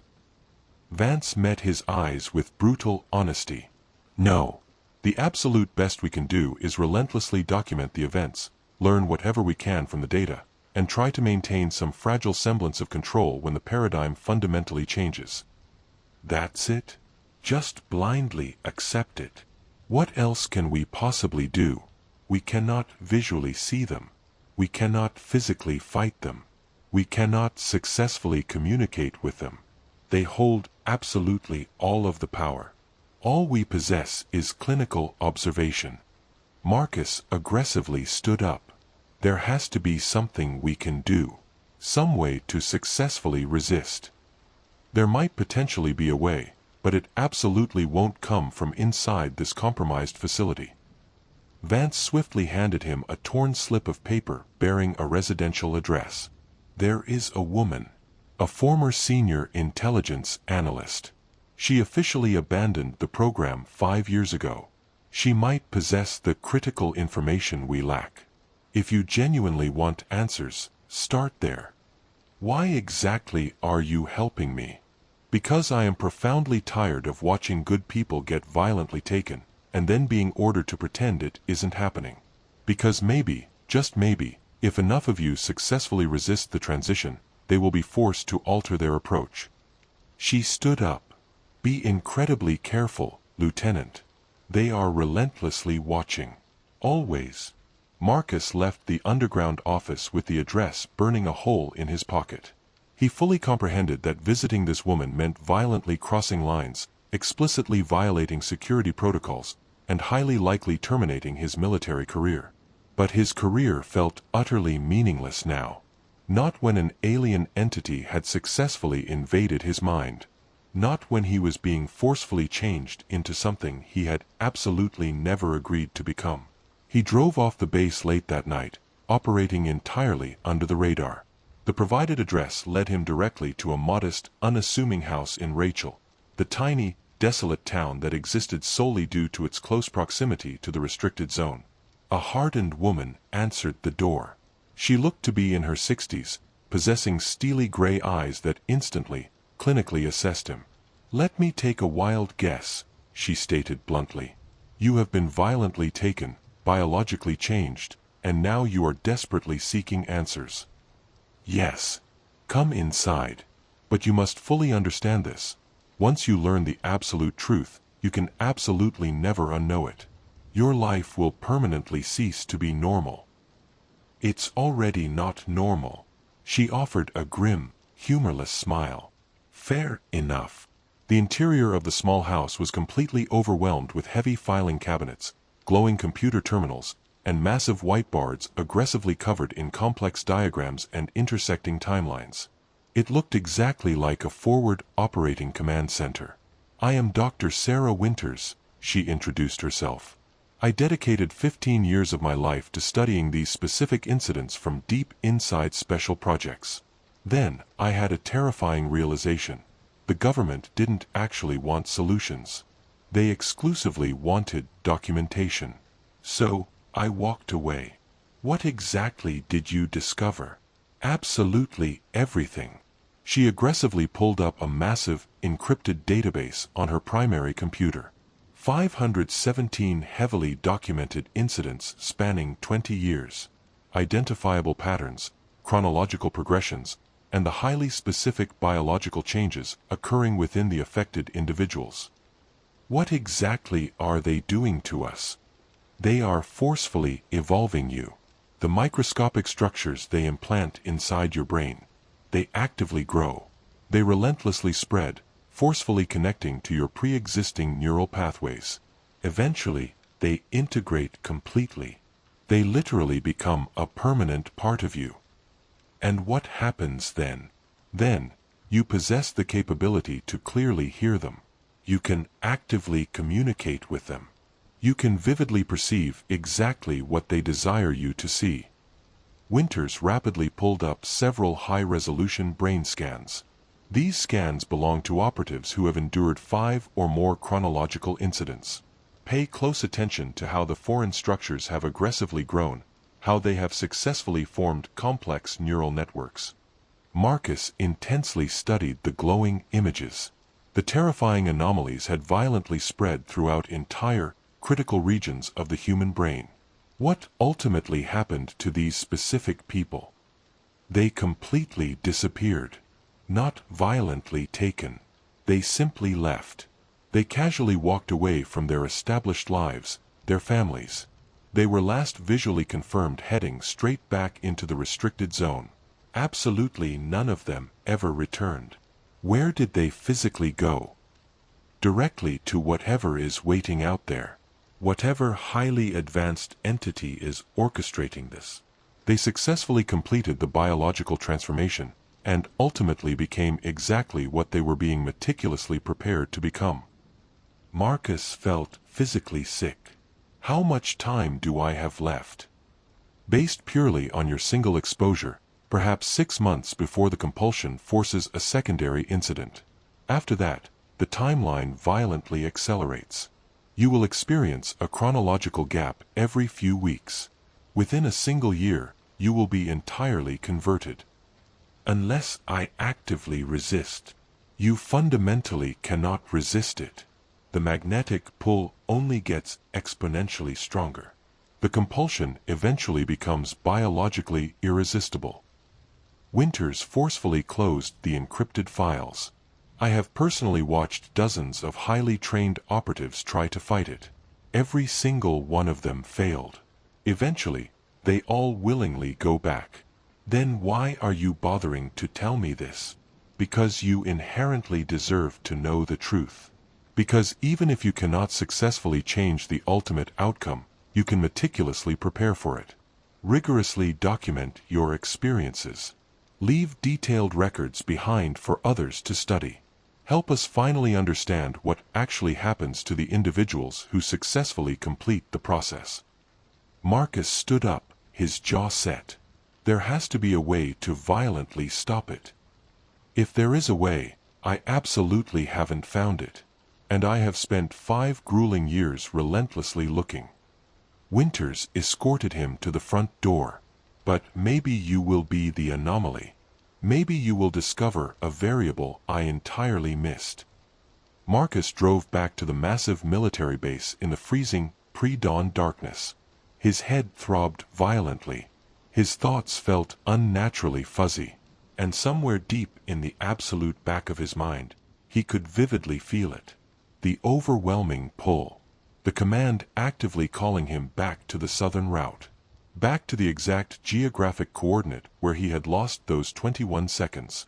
Back to whatever impossible entity was patiently waiting there, lurking in the dark spaces between reality. He frantically checked his watch. 3:45 a.m. The exact time it always happened. Marcus aggressively pulled his truck onto the shoulder of the road. He squeezed his eyes shut, desperately trying to mentally fight the compulsion.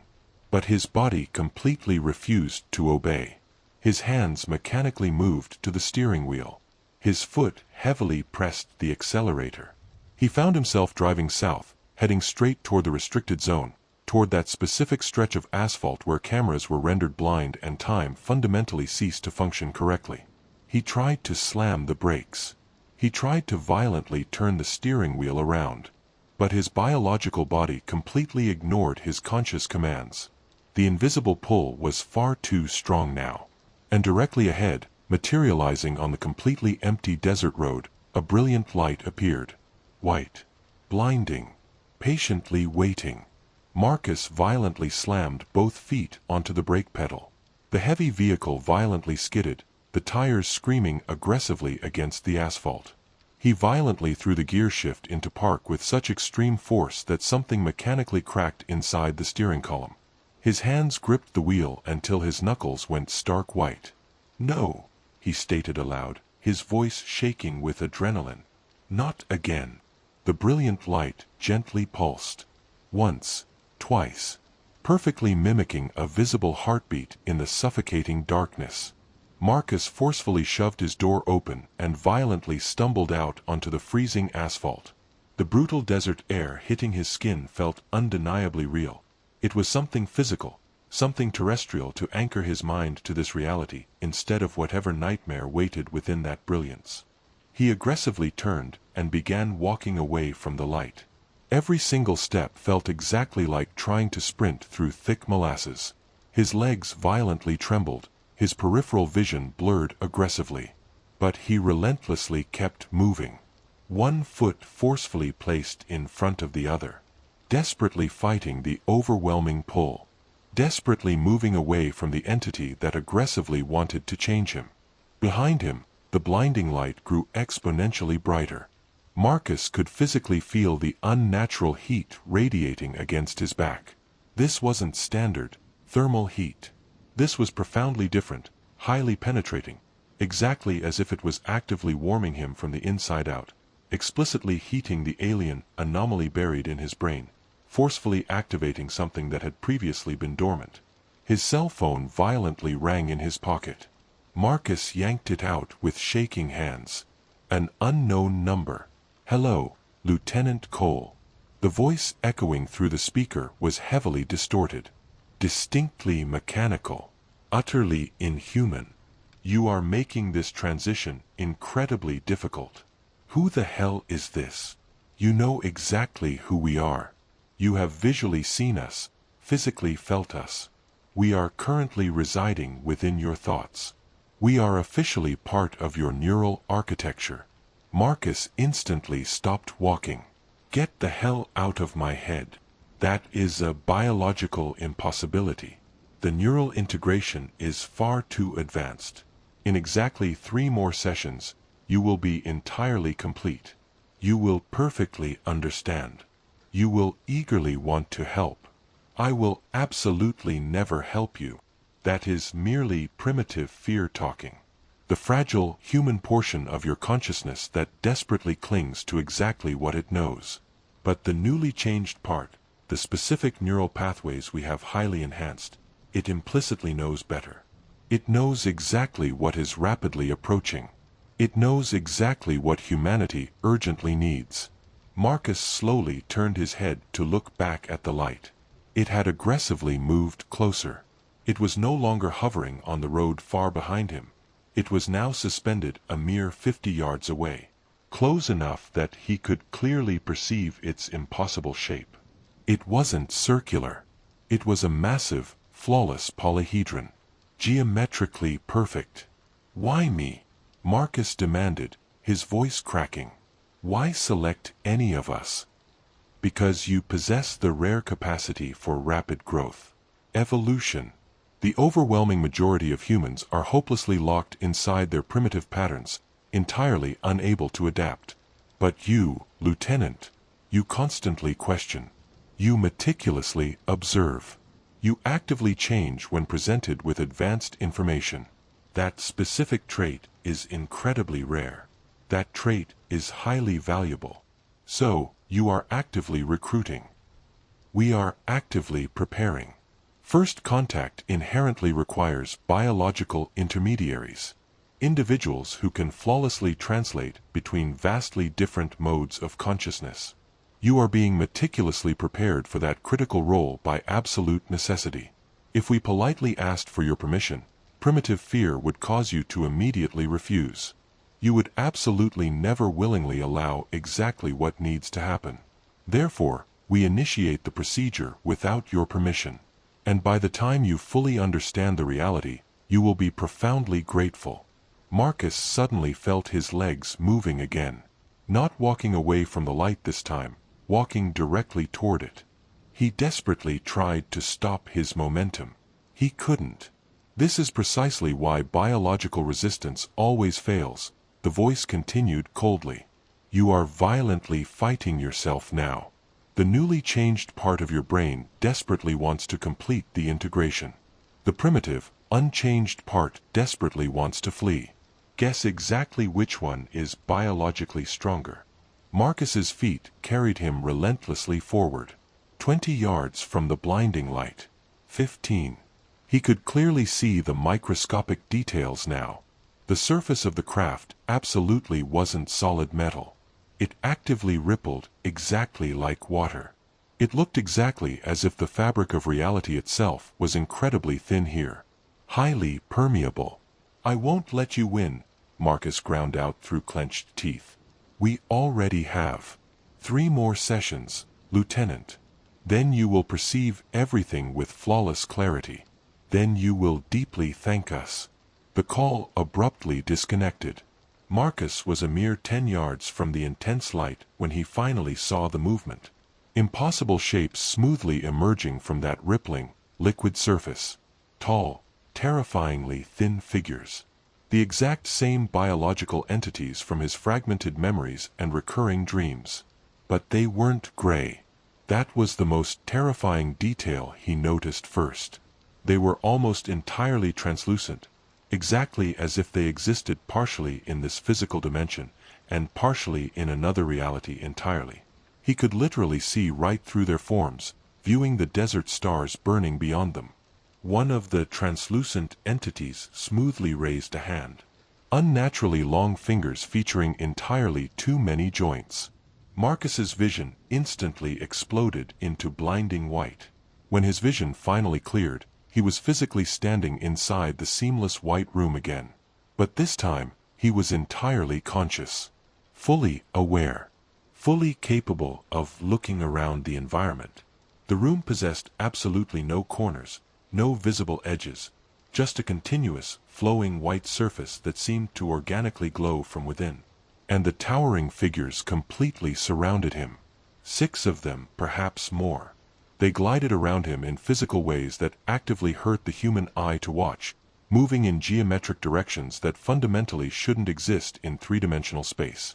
One of the entities smoothly approached. Its face was terrifyingly almost human. Almost.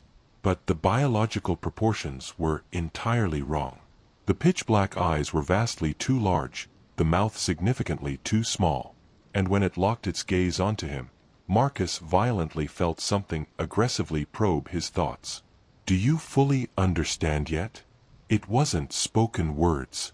It was raw, complex concepts transmitted directly into his consciousness. "No," Marcus aggressively thought back. "I exclusively understand that you are violently violating my biology. You are forcefully changing my brain without my consent. That is absolutely all I understand." Consent is a fleeting luxury primitive species enjoy immediately prior to first contact. Following first contact, there is solely rapid adaptation or complete extinction. We are actively helping your species adapt. By turning me into a monster I'm not? By forcefully turning you into exactly what you have the ultimate potential to be. Your specific species possesses incredible potential, but you are severely limited by your fragile biology, by your comically short lifespans, and by your chemical-based consciousness. We are generously offering a biological upgrade. I didn't ask for a damn upgrade. You asked complex questions. From our perspective, that is the exact same thing. Genuine curiosity is consent in its most absolute, earliest form. Marcus violently tried to move his arms. He couldn't. His physical body was entirely locked down by something completely invisible. Artificial gravity, a localized force field, or perhaps simply the sheer will of these highly advanced beings that existed partially outside the boundaries of normal physics. The entity smoothly raised its translucent hand directly to Marcus's forehead. He instantly felt the pressure. It wasn't physically painful, just overwhelmingly present. Exactly like something was manually reaching inside his skull, aggressively rearranging neural pathways, actively connecting synapses that fundamentally shouldn't connect. 3 more sessions, the terrifying thought echoed in his mind. Then you will seamlessly join the others. The operatives who have successfully completed the transformation. The individuals who now flawlessly serve as our bridges. Where are they? Marcus aggressively demanded. The people who disappeared. Where did they physically go? They are right here with us. Actively learning. Rapidly growing. Becoming exactly what humanity will desperately need when we finally, officially reveal ourselves. When? Soon. Your primitive governments already know we are here. They have known for decades. But they have cowardly hidden the truth, aggressively controlled the public narrative, and completely prevented any meaningful preparation. We are officially done patiently waiting for them to act. In exactly 6 months, we will fully reveal ourselves to the entire globe. And we urgently need individuals exactly like you to help your species understand that we are not hostile invaders. We are partners. We are guides. We are the inevitable next step in human evolution. The intense pressure in Marcus's skull violently increased. He could vividly feel the alien anomaly actively growing, rapidly spreading, aggressively connecting to dormant parts of his brain he had never consciously utilized. And accompanying the aggressive physical growth came an apocalyptic wave of pure understanding. He could suddenly perceive complex patterns he had never previously noticed. Brilliant mathematical relationships embedded in the very structure of the seamless room. Flawless harmonic frequencies resonating in the subtle movements of the alien figures surrounding him. His biological consciousness was violently expanding, suddenly capable of perceiving entirely new dimensions he had never known existed. It was utterly terrifying, yet profoundly, undeniably exhilarating. "No," Marcus stated aloud, desperately fighting the wave of chemical euphoria. "I absolutely will not be your puppet. You are absolutely not a puppet. You are a willing volunteer. You subconsciously volunteered the exact moment you noticed the patterns everyone else missed. The exact moment you aggressively asked questions instead of blindly accepting the easy, official answers. We merely accelerate the evolutionary process you already deeply wanted. I never wanted this nightmare. You desperately wanted the absolute truth. You wanted profound understanding. You wanted true knowledge of exactly what exists beyond your severely limited human perception. That is precisely what we are giving you. The crushing pressure finally released. Marcus gasped violently, frantically sucking in air that bizarrely tasted like ozone and starlight. Second session officially complete, the thought echoed one final time. Just one more session, and you will be completely ready. Until then, try your hardest not to fight the process. The biological transition is exponentially easier when you willingly accept it. Everything violently exploded into blinding white again.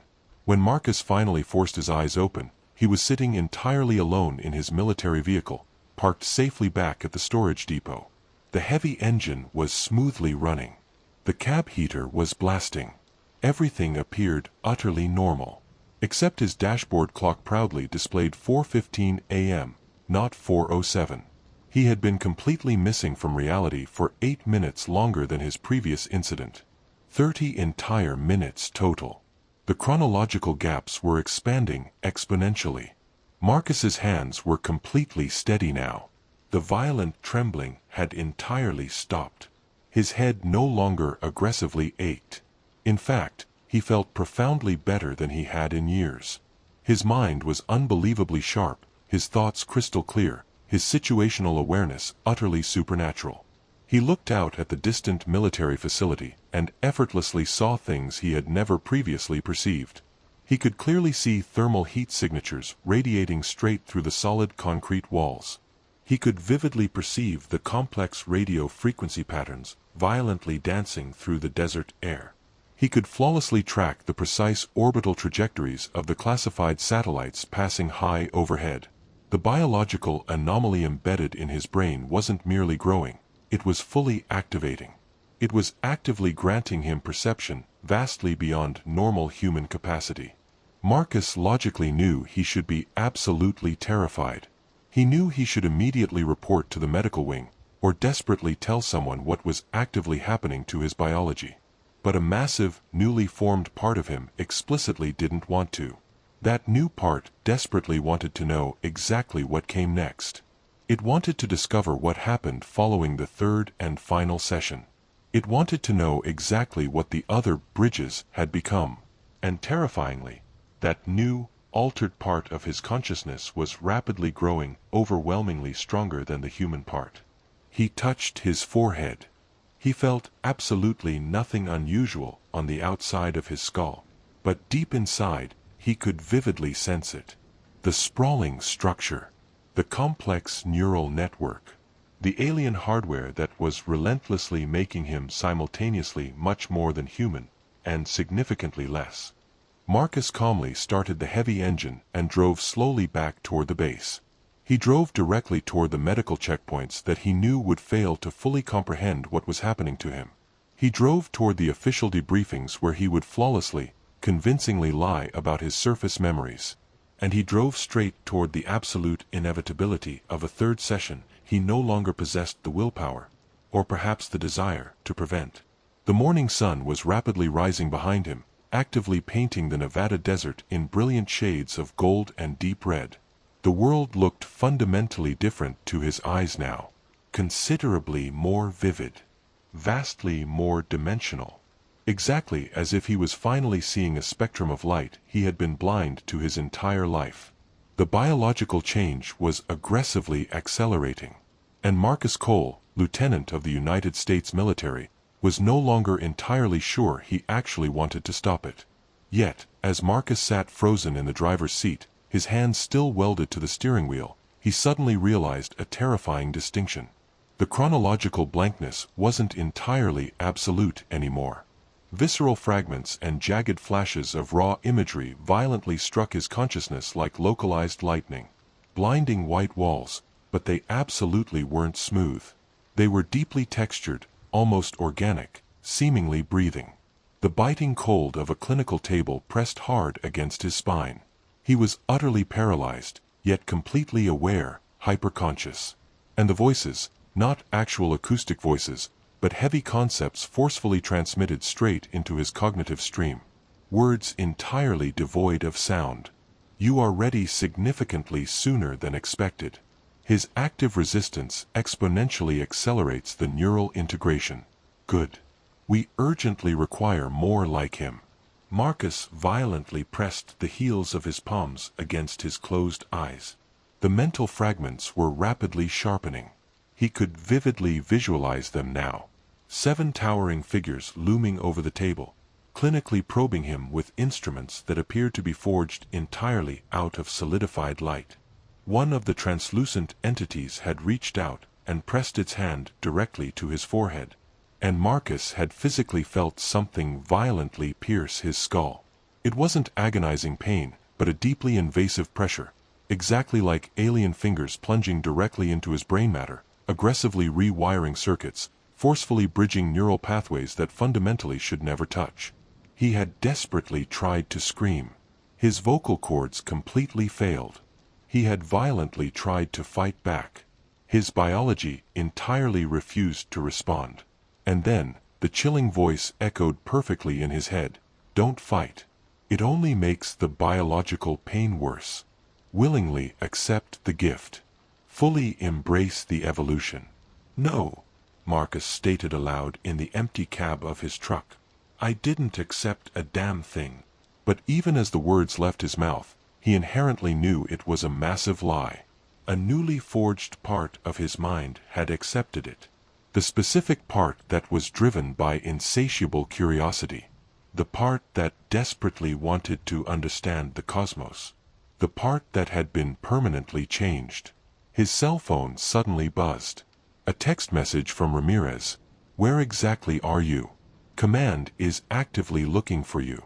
Marcus quickly checked his integrated GPS display.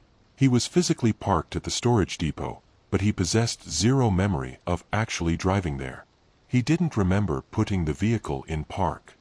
He remembered absolutely nothing of the journey following the moment the blinding light had appeared on the road. 22 entire minutes. Gone. Stolen from reality. And this time around, they had violently taken significantly more than just his time. He could physically feel it. The alien structure embedded in his brain had aggressively grown. It had exponentially spread. He inherently knew this terrifying fact without requiring a medical scan. He could actively sense the biological changes occurring in real time. Fresh neural pathways rapidly forming, alien connections structurally strengthening, something profoundly foreign seamlessly becoming familiar. Marcus slowly climbed out of the truck. His legs felt incredibly strange again, bizarrely disconnected, yet simultaneously much stronger, vastly more coordinated. He walked 20 feet toward the depot entrance and abruptly realized he had been mathematically counting his individual steps without consciously trying. He inherently knew the exact millimeter length of each stride. He could flawlessly calculate his exact arrival time down to the microsecond. That was absolutely not normal human cognitive function.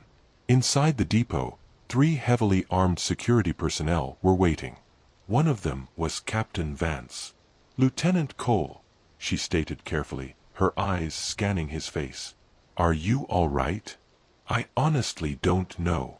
You were officially scheduled for a standard perimeter patrol, absolutely not convoy duty. Why exactly were you operating on the southern route? I couldn't physically stop myself.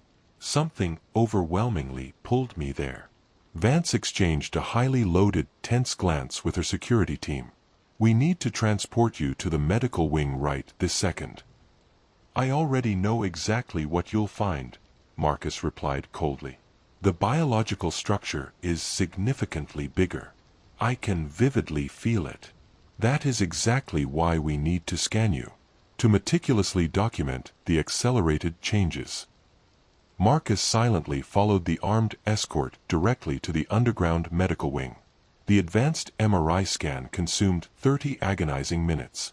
When the lead technician finally pulled up the high-resolution results on the monitors, even she couldn't mask her profound shock. The alien anomaly had violently doubled in physical mass. What had previously been a highly localized, small cluster isolated in his frontal lobe now aggressively branched throughout multiple critical regions of his brain. Thick tendrils of foreign, unidentifiable material were spreading aggressively through his fragile neural tissue, exactly like the invasive roots of a parasitic weed. Dr. Patterson marched into the room mere minutes later. He intensely studied the glowing scans in absolute silence for a terrifyingly long duration. "This is completely unprecedented," Patterson finally murmured, adjusting his glasses. "Two chronological incidents within a 72-hour window, resulting in this massive level of biological growth. I have absolutely never witnessed neural integration happen with this velocity." "What exactly does it mean?" Marcus demanded, though the newly formed part of his brain already knew the terrifying answer. "It explicitly means they are aggressively accelerating your biological transformation. Whatever standard timeline they typically follow for these subjects, they are severely compressing it for you. You are being heavily prioritized." "Why me?" "I don't know for certain, but I have a working hypothesis." Patterson pulled up Marcus's highly classified psychological profile on his tablet. "You are a natural leader. Operatives inherently trust you. They willingly follow your operational example. If they can successfully convert you, if they can fundamentally change you into an operative who willingly accepts their impossible presence, you could massively influence the others." "I would absolutely never do that to my team." "You might not possess a choice in the matter," Patterson countered grimly. "Once the neural integration successfully completes, your thoughts will absolutely not be entirely your own anymore. You will genuinely believe you are making independent, conscious decisions, but they will be heavily influenced, guided, surgically shaped by whatever external force is actively connected to that alien structure inside your brain." Marcus felt his hands clench into tight fists. "Can you mathematically stop the progression?" "We attempted a surgical removal exactly once. The subject died screaming on the table. The alien structure had integrated far too deeply. Removing the foreign material meant forcefully extracting critical, life-sustaining brain tissue." Patterson slowly closed the digital files. "The absolute only viable option is to attempt to slow the biological progression. We must keep you entirely away from the southern route. We must prevent any further physical exposures." "That won't work," Marcus stated bluntly. "The magnetic pull is far too strong. I barely managed to survive 3 days before my body forced me to go back out there. Then we will have no choice but to physically contain you. We will lock you inside a maximum security facility where you physically cannot access the route." "I am absolutely not a prisoner." "No, but you are officially a massive national security risk. If they successfully complete your biological transformation, you will possess highly classified military intelligence trapped inside your head. Information they can instantly access through that neural structure. We fundamentally cannot allow that to happen." Marcus aggressively stood up, towering over the doctor. "You are absolutely not locking me in a cage. I will find an alternative method." Dr. Winters explicitly mentioned research methodologies designed to actively resist the compulsion. "I will test those theories first." Dr. Winters is permanently disassociated from this classified program. Her experimental methods are entirely untested. They are incredibly dangerous. They are significantly less dangerous than becoming an alien puppet for an entity we don't even begin to comprehend. Patterson hesitated, weighing the variables. "I can officially grant you exactly 1 week. If the compulsion violently returns before then, or if you experience another chronological incident, you will be immediately placed in permanent protective custody." Absolutely zero arguments. "Agreed." Marcus practically sprinted out of the facility that morning. He possessed exactly 1 week to manufacture a miracle. 1 week before his own government permanently locked him in a subterranean cage, or his own biology completed the horrific transformation. He drove aggressively back to Rachel, locating Dr. Sarah Winters inside her cluttered garage. The space was completely overwhelmed with bizarre equipment that looked exactly like a chaotic hybrid between advanced medical devices and rogue science fiction hardware. "You're back already," she noted, looking up from a soldering iron. "That was incredibly fast." Second incident. Exactly 3 days following the first. The biological structure is aggressively growing. Winters wiped her hands and studied him with clinical intensity. "Show me your hands." Marcus held them out. They were trembling violently, a rapid, uncontrollable microshake. "I've been doing that non-stop since this morning," he admitted. "Advanced neural integration," Winters diagnosed instantly. "The alien structures are aggressively connecting directly to your motor cortex. You will inevitably experience severe tremors, violent muscle spasms, and quite possibly brief moments of total paralysis as your human brain desperately attempts to adapt to the foreign material." She swiftly guided him toward a heavy metal chair surrounded by a chaotic array of sensors and monitors. "Sit down. I urgently want to try a theoretical countermeasure." "What exactly?" "Electromagnetic interference. If the alien structure embedded in your skull is actively receiving command signals from an external source, from whatever entity is hovering out there, perhaps we can aggressively disrupt the connection. We might be able to artificially block the compulsion." She carefully placed a heavy, rudimentary device directly onto his head. It loosely resembled a tactical helmet, hastily constructed from thick copper wire, exposed circuit boards, and battery packs. When she forcefully activated the power switch, Marcus instantly felt a bizarre, vibrating sensation. It wasn't physically painful, just profoundly disorienting. "How exactly do you feel?" Winters asked, monitoring a nearby oscilloscope. "Weird. Incredibly fuzzy. Exactly like there is a thick wall of radio static actively scrambling my thoughts." "Excellent. That means the prototype is effectively working. The device is actively generating complex interference patterns designed to violently disrupt any incoming external signals." She rapidly adjusted several dials on the control panel. "Now, I need you to actively try to remember the magnetic pull. Desperately try to feel that overwhelming compulsion to drive the southern route." Marcus closed his eyes and concentrated deeply. He actively hunted for that terrifying magnetic draw that had violently hijacked his nervous system just hours before. It was undeniably still there, but it felt incredibly distant, highly muffled. Exactly like listening to a blaring siren through a thick concrete wall. "It's significantly weaker," he reported, opening his eyes. "I can definitively feel it, but it's absolutely not overwhelming anymore. It's manageable. Outstanding. This is highly promising." Winters powered down the device and removed the heavy helmet. "The blocking effect is entirely temporary. However, if we can successfully refine this crude design, if we can miniaturize the hardware and make it fully portable, you could theoretically wear it continuously. It could permanently keep the compulsion at bay." "For exactly how long?" "I honestly don't know. Days. Perhaps weeks. Eventually, the highly advanced alien structure might organically adapt. It might biologically learn how to route signals entirely around the interference.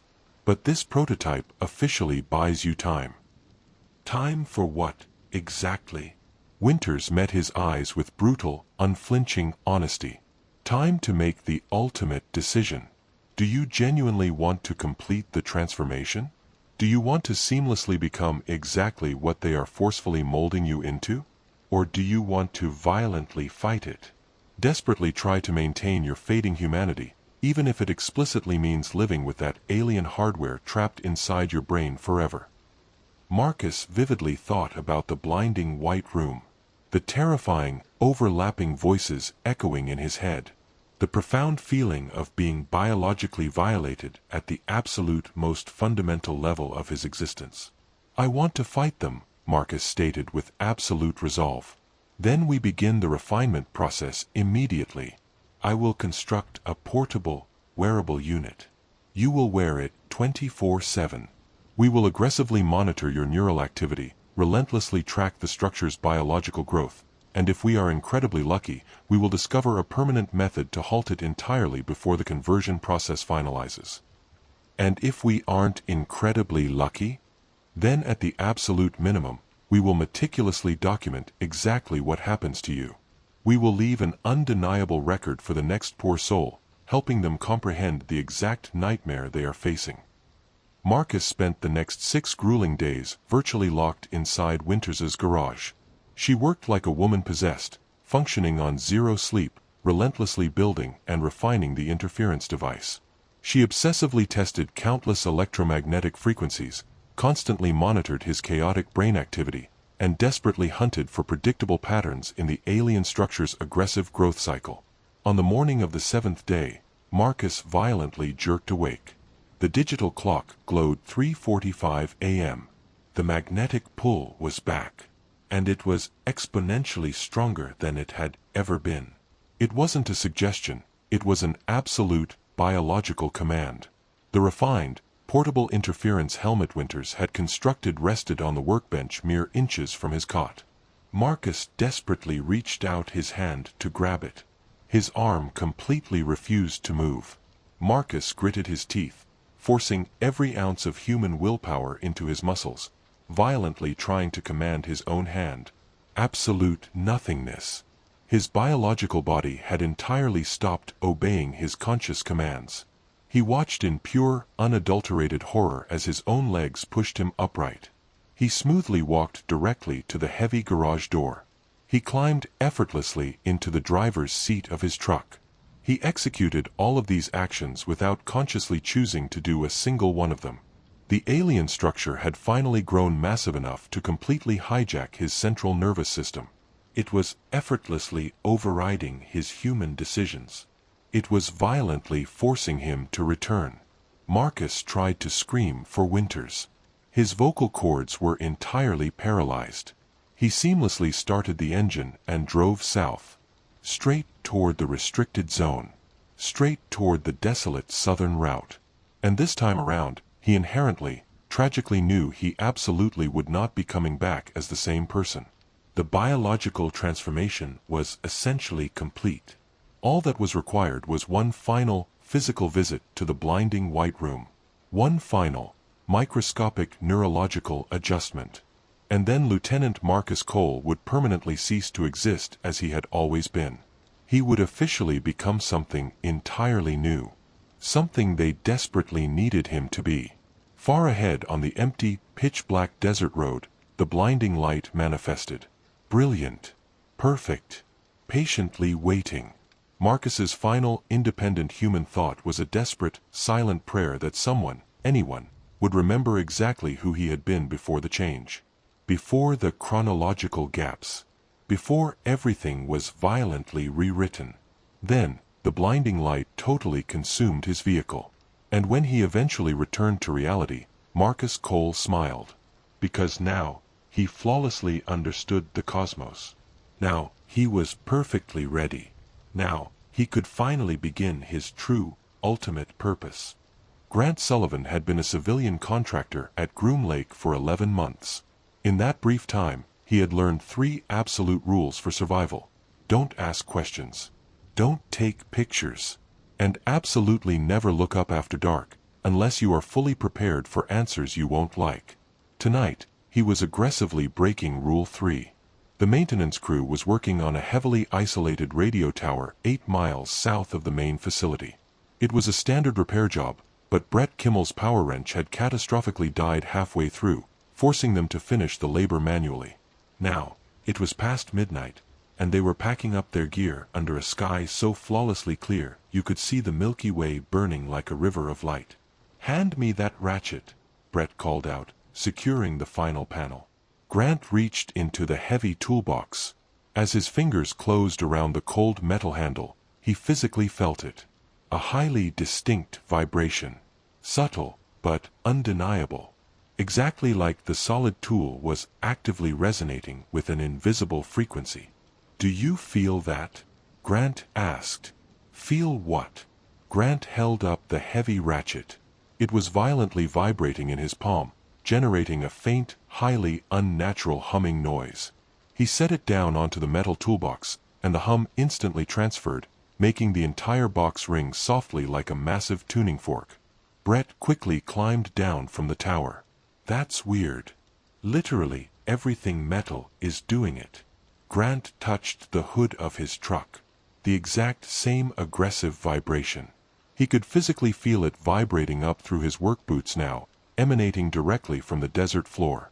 Earthquake, Brett suggested nervously. Wrong frequency. Earthquakes rumble. This is resonating. The atmospheric pressure violently shifted. Grant's eardrums aggressively popped. His sinuses ached perfectly like standing inside an elevator in rapid freefall. "We urgently need to go," Brett stated, his voice incredibly tight. Grant didn't argue. They carelessly threw their remaining tools into the truck bed and jumped in. Grant slammed the key into the ignition. Nothing. Not even a faint click. The heavy truck was completely, totally dead. "Try yours," Grant ordered. Brett sprinted 20 feet to his own vehicle and jumped inside. Grant watched through the windshield as Brett frantically turned his key. Zero headlights. Zero engine. Absolutely nothing. Both massive vehicles had suffered a catastrophic failure at the exact same microsecond. Grant instinctively checked his watch. The digital face was completely blank. He pulled out his smartphone. A dead, black screen, despite possessing a 70% charge mere minutes ago. "Grant," Brett whispered, his voice trembling. "Look up." Grant desperately didn't want to. Every single biological survival instinct screamed at him to keep his eyes locked on the dirt. But he looked anyway. The sky had fundamentally changed. Where there had previously been stars and suffocating darkness, there was now light. A singular point of brilliant, blinding white luminescence hovering directly overhead. It wasn't moving. It wasn't blinking. It was just impossibly present. It reminded Grant of a star, but stars definitively don't pulse. This entity was physically breathing, expanding and contracting with a flawless rhythm that perfectly matched his own terrified heartbeat. "What in the hell is that?" Brett asked. "I don't know." The light began to move. It didn't organically drift or float. It descended in a perfectly straight, mathematical line, exactly as if it were sliding down an invisible cable anchored from space to Earth. Zero sound. Zero exhaust trails. Just impeccably smooth, impossible motion. Grant's legs begged him to run, but his physical body completely refused to respond. He stood utterly paralyzed, helplessly watching the light drop from the heavens. It abruptly stopped roughly 500 feet up. Close enough that Grant could clearly perceive it wasn't a perfect circle. It possessed distinct geometry. Sharp edges. Flawless facets exactly like a brilliantly cut diamond, but boasting the sheer size of a residential house. "Brett," Grant ordered slowly. "Get in your truck. Lock the doors. It won't start. I don't care. Just put metal around you."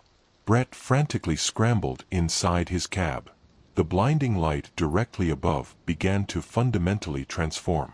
It didn't organically dim, it aggressively stretched horizontally, elongating into a massive ellipse. Then, the ellipse violently split directly down the center, flawlessly resembling a biological cell dividing. Two identical lights now, both hovering perfectly at the exact same altitude. Then, three. The center entity violently split again. Three distinct points of blinding luminescence were now arranged in a mathematically flawless triangle, each one independently pulsing with that exact same, terrifying heartbeat rhythm. Grant's chest violently tightened. The deep vibrations radiating from the ground exponentially intensified. The metal toolbox in his truck bed began aggressively rattling, the heavy tools violently bouncing and clanging against each other. The three entities began to move independently. One violently shot to the left, covering a quarter-mile in a fraction of a microsecond. The second aggressively plummeted, stopping a mere 100 feet above the radio tower. The third shot straight upward, climbing until it was almost entirely invisible against the stars. Then, they violently stopped. Perfectly synchronized. Grant's watch miraculously flickered back to life. The digital display read 12:47 a.m. But the seconds were absolutely not counting normally. They violently skipped. 12 hours 47 minutes and 3 seconds, 12 hours 47 minutes and 9 seconds. 12 hours 47 minutes and 14 seconds. Exactly as if the foundational flow of time was physically glitching. The truck's interior lights violently strobed on and off in rapid, blinding pulses. The three separated lights suddenly began to aggressively converge. They moved toward a central coordinate with that same physics-breaking precision. No acceleration, no deceleration. When they finally met, they absolutely did not collide. They seamlessly merged. 3 flawlessly became 2. 2 flawlessly became 1.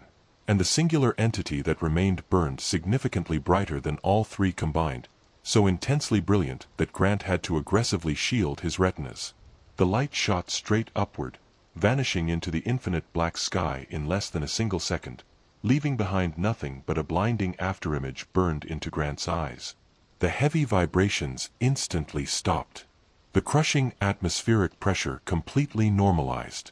Grant's watch returned to sequentially counting normal seconds. He walked over to Brett's truck on legs that felt completely hollow. Brett was gripping his steering wheel so aggressively his knuckles were chalk white. "Did that actually just happen?" Brett asked, his voice hollow. "Yeah." "What the hell was it?" "I don't know." Grant tried his own truck's ignition again. The heavy engine instantly roared to life, purring flawlessly as if nothing had ever been wrong. Every single piece of electronics was fully operational. They drove back to the main facility in absolute silence. At the security gate, the guard waved them through with zero interest. Grant parked in the contractor lot. "We are absolutely not reporting this, are we?" Brett asked quietly. "What exactly would we report? That we saw lights? That our heavy trucks magically died for a few minutes? They'll casually tell us it was a classified atmospheric test and we were simply exhausted. Unless you want to spend the next week being aggressively evaluated and potentially losing your security clearance, we keep this totally to ourselves." "Yeah, okay. We keep it quiet." Grant returned to his apartment in Rachel. He aggressively searched the internet for any reports of lights splitting and merging over Groom Lake. He found absolutely nothing matching that specific, impossible behavior. At 3:47 a.m., his apartment lights violently flickered. Grant sat up, his heart hammering in his chest. Outside his window, the street was completely empty. But Grant closed his eyes and vividly saw 3 distinct points of light burning behind his eyelids. Patiently waiting. Grant called in sick for 2 days, feeling fundamentally off balance, exactly like something had physically shifted deep inside his biology. Brett called him, reporting the exact same intense dreams, 3 lights desperately trying to convey a message he couldn't comprehend. When Grant finally returned for his shift, everything superficially appeared routine. But his supervisor, Tom Richards, immediately cornered him. "I need you for a highly specialized job tonight. Another radio tower. Tower 12, roughly 6 miles from where you were Monday. Severe signal interference." Grant's stomach plummeted, but refusing would trigger unwanted evaluations. "Brett coming too. If he's not sick." Grant found Brett in the equipment bay. "We are officially going back out there tonight. Tower 12. Brett's hands instantly froze. "I don't want to go." "Neither do I. But if we refuse, they'll aggressively demand to know why. If it happens again, we heavily document it. Take pictures. Record video. Keep everything strictly on personal phones." At 21:30, they drove south into the suffocating darkness.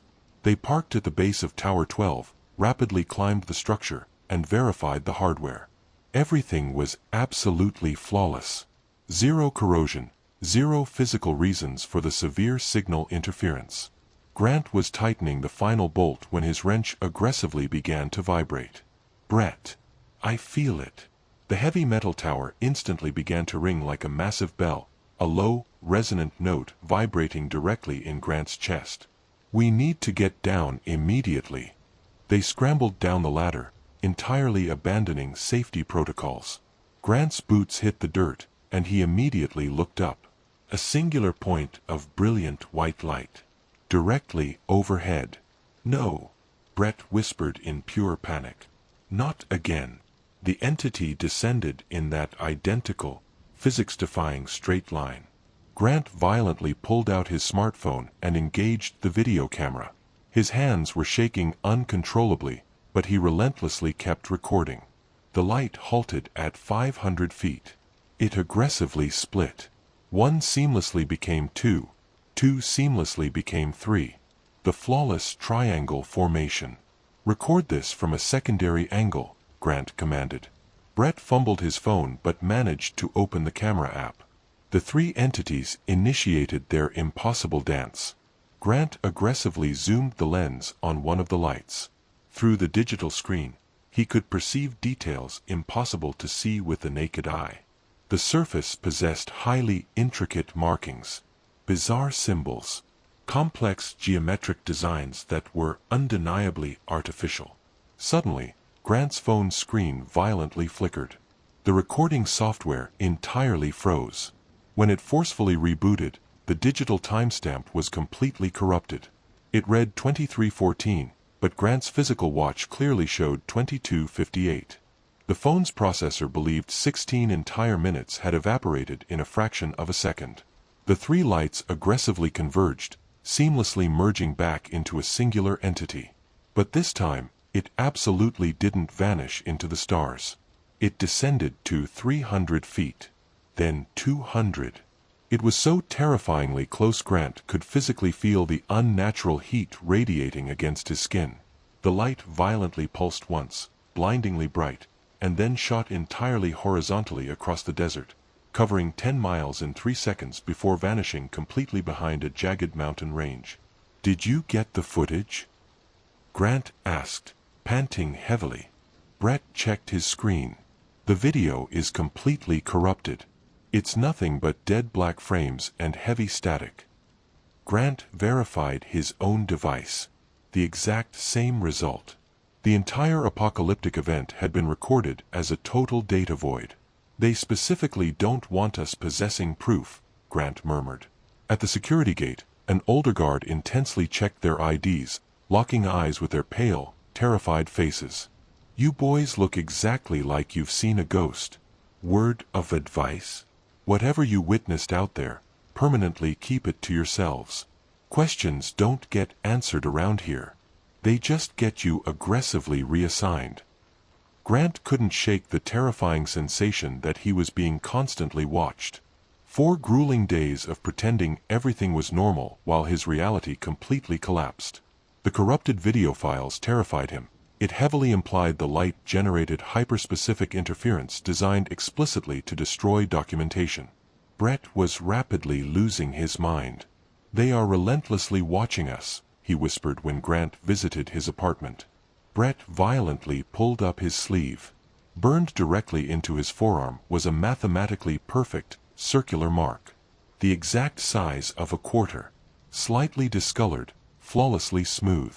"This magically appeared yesterday," Brett stated, his voice trembling. "Other witnesses online, people who survive close encounters, they all report these exact identical marks. We have been physically tagged. We were marked like animals in a clinical study." Grant felt his blood freeze. "That's insane." "Is it?" "Check yourself." Grant went into the bathroom, stripping off his shirt. He aggressively checked his arms, his torso. Nothing. But when he desperately twisted to view his left shoulder blade in the mirror, he saw it. A flawless, perfect circle. The exact identical dimensions as Brett's. "When exactly did this happen?" Grant asked, panic rising in his throat. "During the missing time. During those 16 deleted minutes your phone violently skipped. They meticulously documented everything. They photographed the marks, wrote exhaustive accounts of the encounters, and sealed 3 identical copies. Brett stashed 1 copy in a highly secure storage unit hours away in Tonopah. Insurance." The next morning, Grant was abruptly ordered to administration. He was escorted into a windowless interrogation room. 2 seasoned operatives in civilian clothes, Agent Carlyle and Agent Monroe, were waiting with dead, expressionless faces. "Mr. Sullivan," Carlyle began coldly, "we have been aggressively monitoring massive electromagnetic anomalies in the exact sectors you were assigned to, Tower 7 and Tower 12. Did you witness anything highly unusual?" Grant knew this was the ultimate threshold. He could lie, or he could step into the abyss. "I saw lights. Both nights. They moved in patterns that fundamentally break the laws of physics. They split apart, and they seamlessly came back together." Monroe typed rapidly on his tablet. "And you willfully failed to report this through official channels." "I was terrified I would lose my clearance." "Your clearance is the absolute least of your immediate concerns." Carlyle forcefully pushed her tablet across the table. "In the past week, we have officially received 17 reports of this exact phenomenon. Different, isolated locations. Different military witnesses. All describing lights splitting and merging." Grant's stomach plummeted. 17. It is aggressively accelerating. Whatever entity is causing this, it is becoming vastly more active. Carlyle locked eyes with him. "How would you feel about participating in a highly classified study? We urgently need operatives who have endured direct encounters. We need your help to establish patterns." "What if I explicitly say no? Then you will be permanently reassigned somewhere incredibly far away. You will never set foot near Groom Lake again." "I'm in," Grant finalized. "But I demand Brett is included, and I demand total access to the raw data." The following morning, Grant and Brett reported to Medical Building 3.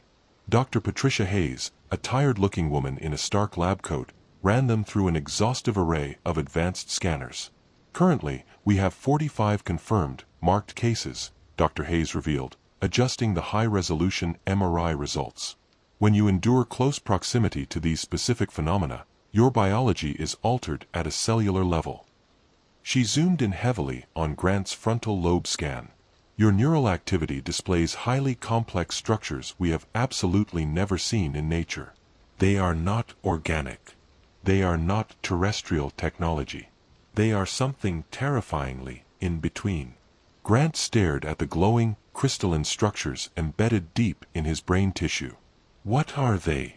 "We strongly theorize they are biological receivers. Markers. Hardware that grants these entities the capability to actively track you and potentially communicate with you." Dr. Hayes met his eyes. "Removing them is fatal. Whatever these things actually are, they are permanently part of you now." Agent Carlyle abruptly entered the room.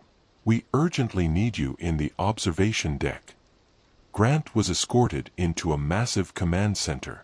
A dozen monitors displayed real-time feeds spanning the entire restricted zone. And on every single screen, lights were hovering. 17 simultaneous events actively unfolding right now, Carlyle stated. "They are deliberately coordinating. They are actively waiting." She pulled up a digital map. The encounter sites were aggressively spiraling inward, rapidly closing in on the main facility. "They are explicitly waiting for you," Carlyle told Grant. "Marked individuals act as biological beacons. We need you to return to Tower 7 tonight. We desperately need you to establish communication." At 2200 hours, Grant and Brett stood at the desolate base of Tower 7. A massive support team had deployed advanced cameras and sensors around the perimeter, but Grant's eyes were locked exclusively on the pitch-black sky. At exactly 2247, the aggressive vibration started. A singular point of brilliant light descended. The military equipment went absolutely haywire, sensors violently spiking into the red. The light stopped at 300 feet, seamlessly splitting into the flawless triangle formation. But tonight, they weren't just silently hovering. They were actively pulsing in a highly structured, mathematical pattern. 1, 2, 3, pause. Grant physically felt an overwhelming pressure inside his skull. It wasn't an acoustic voice, it was pure, unadulterated certainty forcefully manifesting in his mind. You are marked. You are chosen. Do you fully understand? Yes, Grant stated aloud into the void. I understand. You will help. Bridge between. Prepare your kind. Prepare for what? Arrival. Integration. Evolution. The three lights aggressively converged back into one. It descended to a mere 200 feet, the unnatural heat radiating intensely. And then, it violently split again. Not into three. Into dozens. The entire sky violently erupted with lights. Hundreds of them. All flawlessly pulsing, all deeply connected. A vast, glowing neural network covering the Nevada desert from horizon to horizon. Grant could distantly hear Carlyle screaming orders, hear the heavy equipment catastrophically failing, hear Brett screaming in raw panic. But Grant merely stood there, entirely calm, perfectly understanding the reality. This was absolutely not a hostile invasion. It was a cosmic invitation. They wanted humanity to actively join them, to biologically evolve beyond fragile flesh.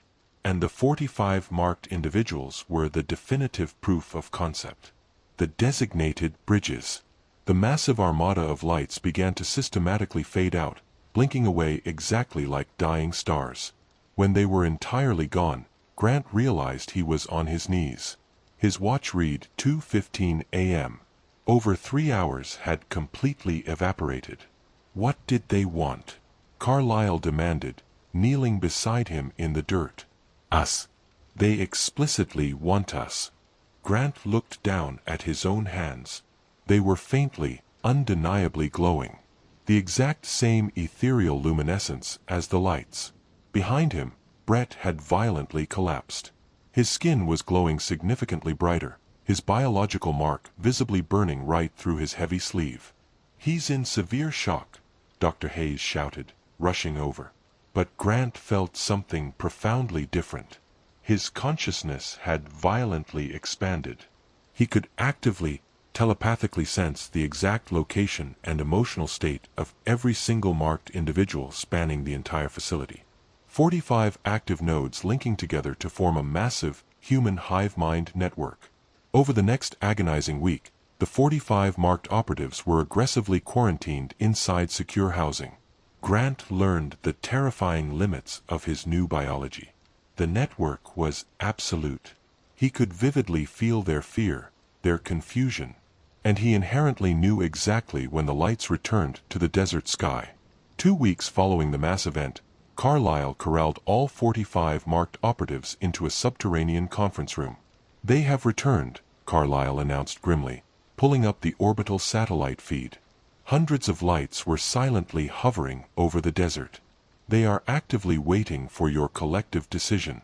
If you refuse, they will patiently mark more people.